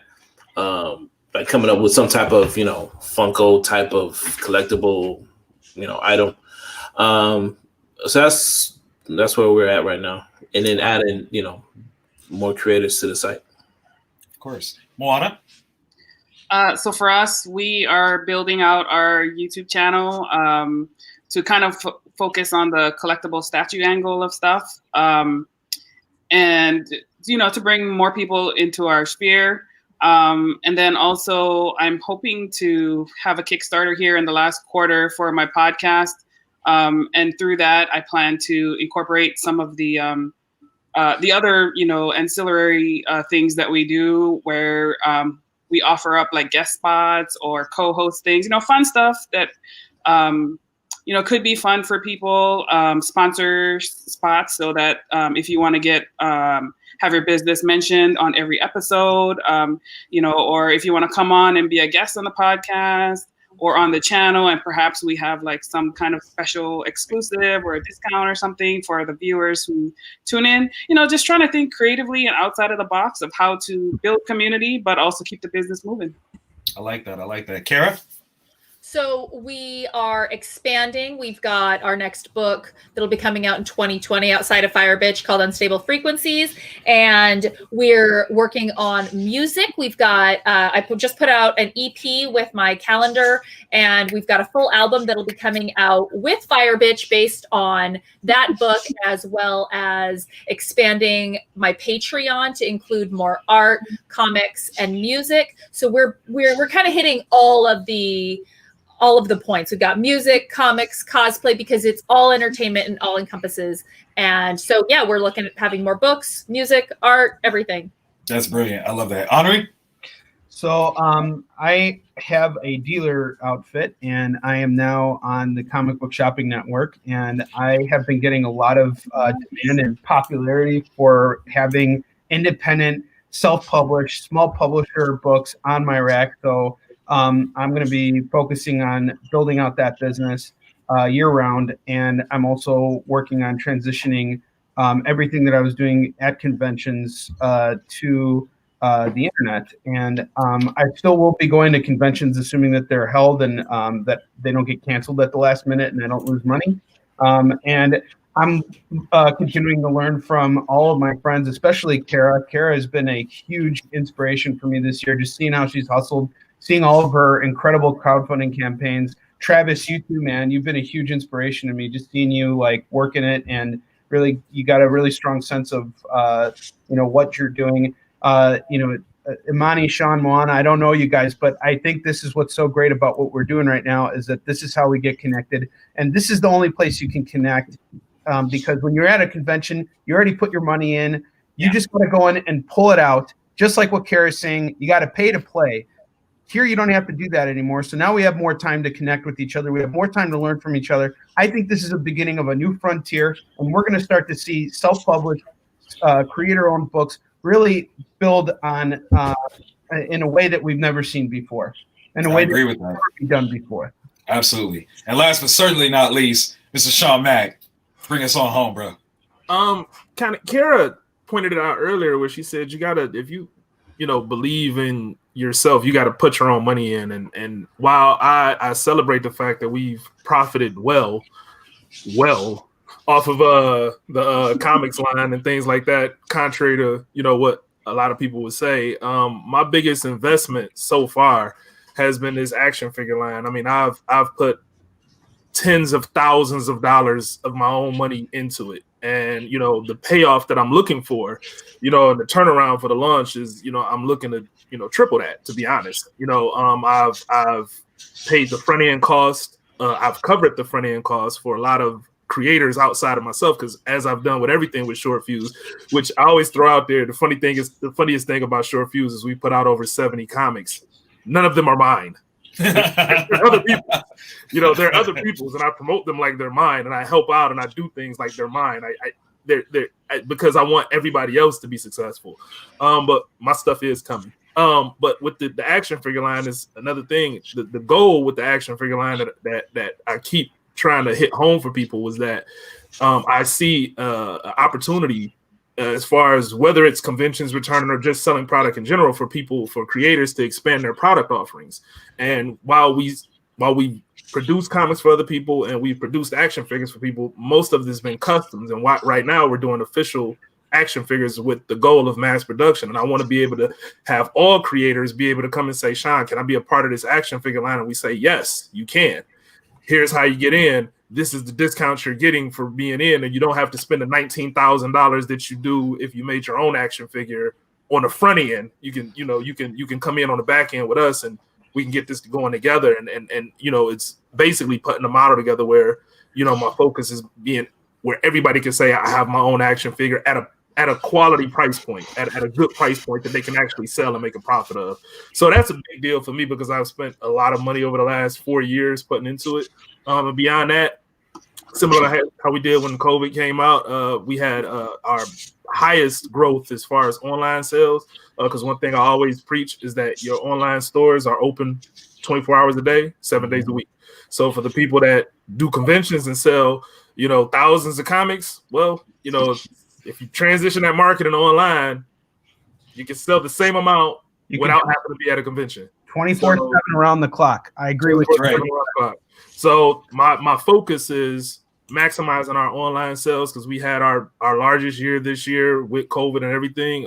Typically on our online store without any marketing. We haven't really done any marketing. We've been doing anywhere from $3,000 to $4,000 probably every year. Well, this year we've already surpassed $6,000. So it's like, nice. Well, I want to double that. I want to double that and keep going and triple that if possible. So that's pretty much where I see the growth going for Short Fuse. A focus on online sales and then a definite focus on launching an Indieverse Unlimited action figure line.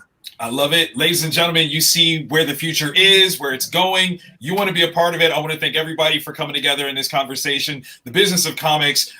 Big love to FSKDAY. Make sure that you are donating at least $1 if you're tuning in. If you like what anybody is saying, depending on how many people are on the panel, throw that much in. That's what I'm throwing out there. There's a lot of content that we're giving you guys, a lot of jewels. Drop a $1. That was a perfect speech, and he just went He's frozen in astonishment. Frozen in time. Impressed. I will go ahead and finish it up for him. Thank you so much, everybody, for being on this panel. The panel was amazing. I knew it would be. You guys are fucking rock stars. Did great. I want to thank you. I can't thank you enough. I mean, you guys are helping make this day happen and getting a lot of attention on the eyes for us, and I'm hoping getting attention for yourselves as well. I've been sharing out your stuff as we go. All right, so we're going to wrap this panel up. Danny, Veronica, and I are going to come back on before we go into our next panel, which is going to be a heated debate, the hues of color and how much that matters. Thanks to everybody on here again.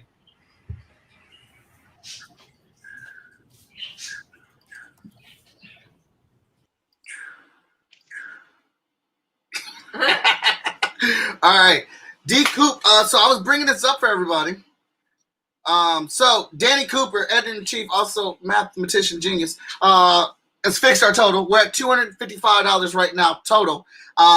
That's great. Let's keep it going. Want to let you know we're going to close this section and we're going to open up a new one. It's live right now. The link is live and available on the Freestyle Comics Facebook page. It's available on the YouTube page. It's available on the Twitch channel. So all you got to do is when we close this one, just go right to that one. Let's keep it going. We've kept up to 25 people in here the entire day so far, and I want to keep it that way.